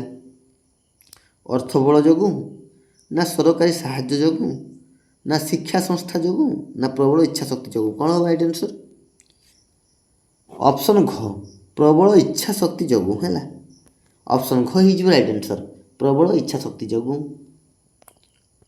ନେକ୍ସଟ, କିଛି କଷ୍ଟସାଧ୍ୟ କାର୍ଯ୍ୟକୁ କରି ଦେଖାଇବାର ଇଚ୍ଛାକୁ କ'ଣ କୁହାଯାଏ? କିଛି କଷ୍ଟସାଧ୍ୟ କାର୍ଯ୍ୟକୁ କରି ଦେଖାଇବାର ଇଚ୍ଛାକୁ କ'ଣ କୁହାଯାଏ? ସାଫଲ୍ୟ ଅଭିଳାଷ, ପ୍ରୟୋଜନୀୟତା, ସାଫଲ୍ୟତା, ନିରୁତ୍ସାହିତା। କ'ଣ ହେବ ରାଇଟ୍ ଆନ୍ସର୍? ଅପସନ୍ କ ସାଫଲ୍ୟ ଅଭିଳାଷ। ହେଲା, ଅପସନ୍ କ ହେଇଯିବ ରାଇଟ୍ ଆନ୍ସର୍। ନେକ୍ସଟ, କିଏ ତାଙ୍କର ଅଣୁ ଆବିଷ୍କାରକୁ ପ୍ରବଳ ଇଚ୍ଛା ଶକ୍ତି ମାଧ୍ୟମରେ ବ୍ୟବସାୟରେ ରୂପାନ୍ତରିତ କରିଥିଲେ? ଏବେ ଆମେ ଡିସ୍କସନ୍ କରିକି ଆସିଲେ। କ'ଣ ହେବ ରାଇଟ୍ ଆନ୍ସର୍ ପିଲେ?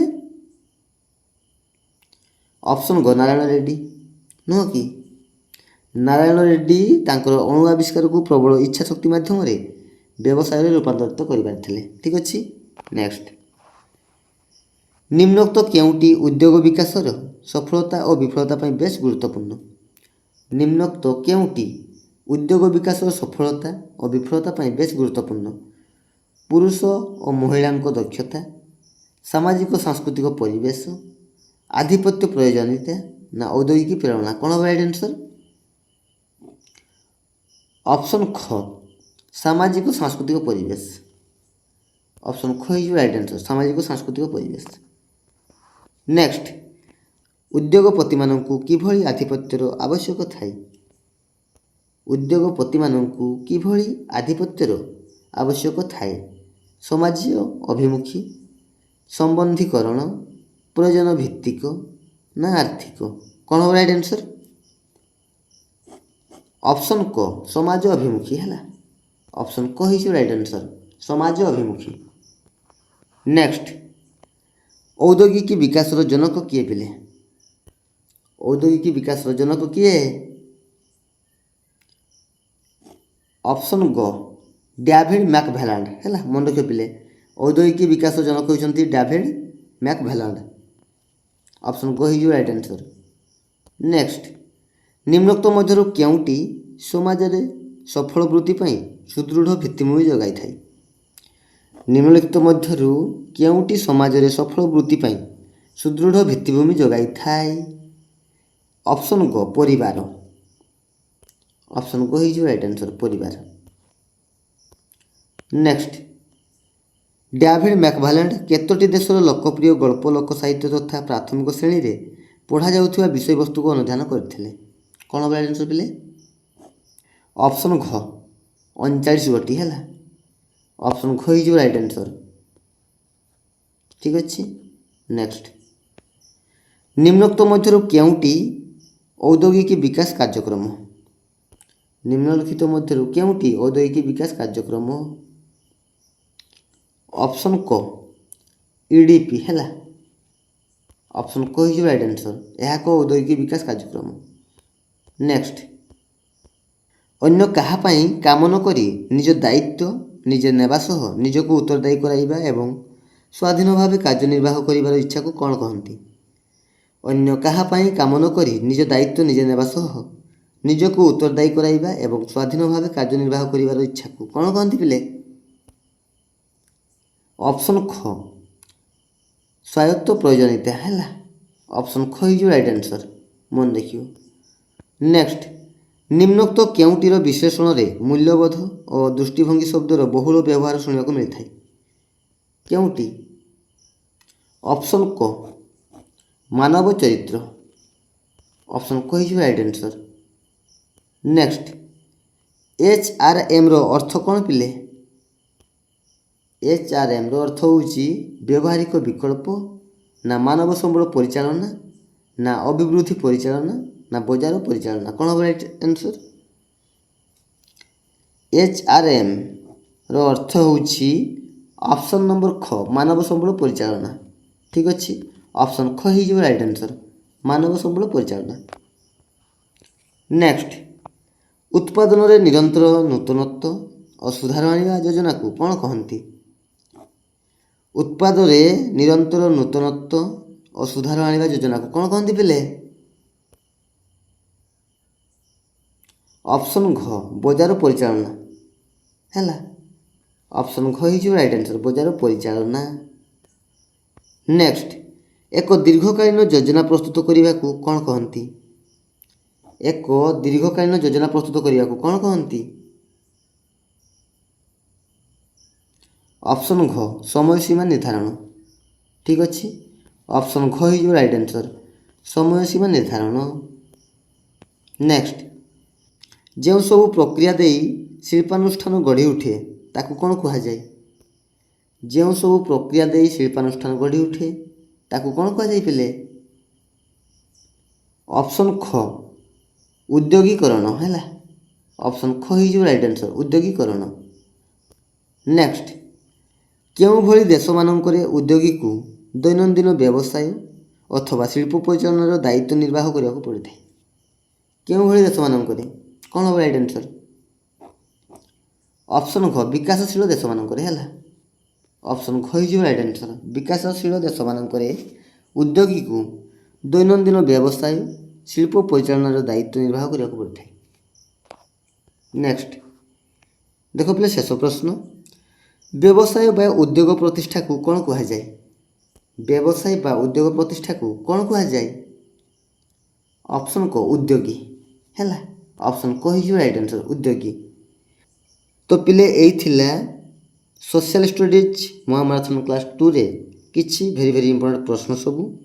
ତ ଭିଡ଼ିଓଟିକୁ ଶେଷ ପର୍ଯ୍ୟନ୍ତ ଦେଖିବେ ଏବଂ ପ୍ରତ୍ୟେକଟି ପ୍ରଶ୍ନର ଆନ୍ସରକୁ ମନେ ରଖିବାକୁ ଚେଷ୍ଟା କରିବେ। ଠିକ୍ ଅଛି, ତ ଆଉ ଗୋଟେ ନୂଆ ଭିଡ଼ିଓ ଦେଖା ହେବା, ସେ ପର୍ଯ୍ୟନ୍ତ ରହୁଛି। ଧନ୍ୟବାଦ, ଜୟ ଜଗନ୍ନାଥ।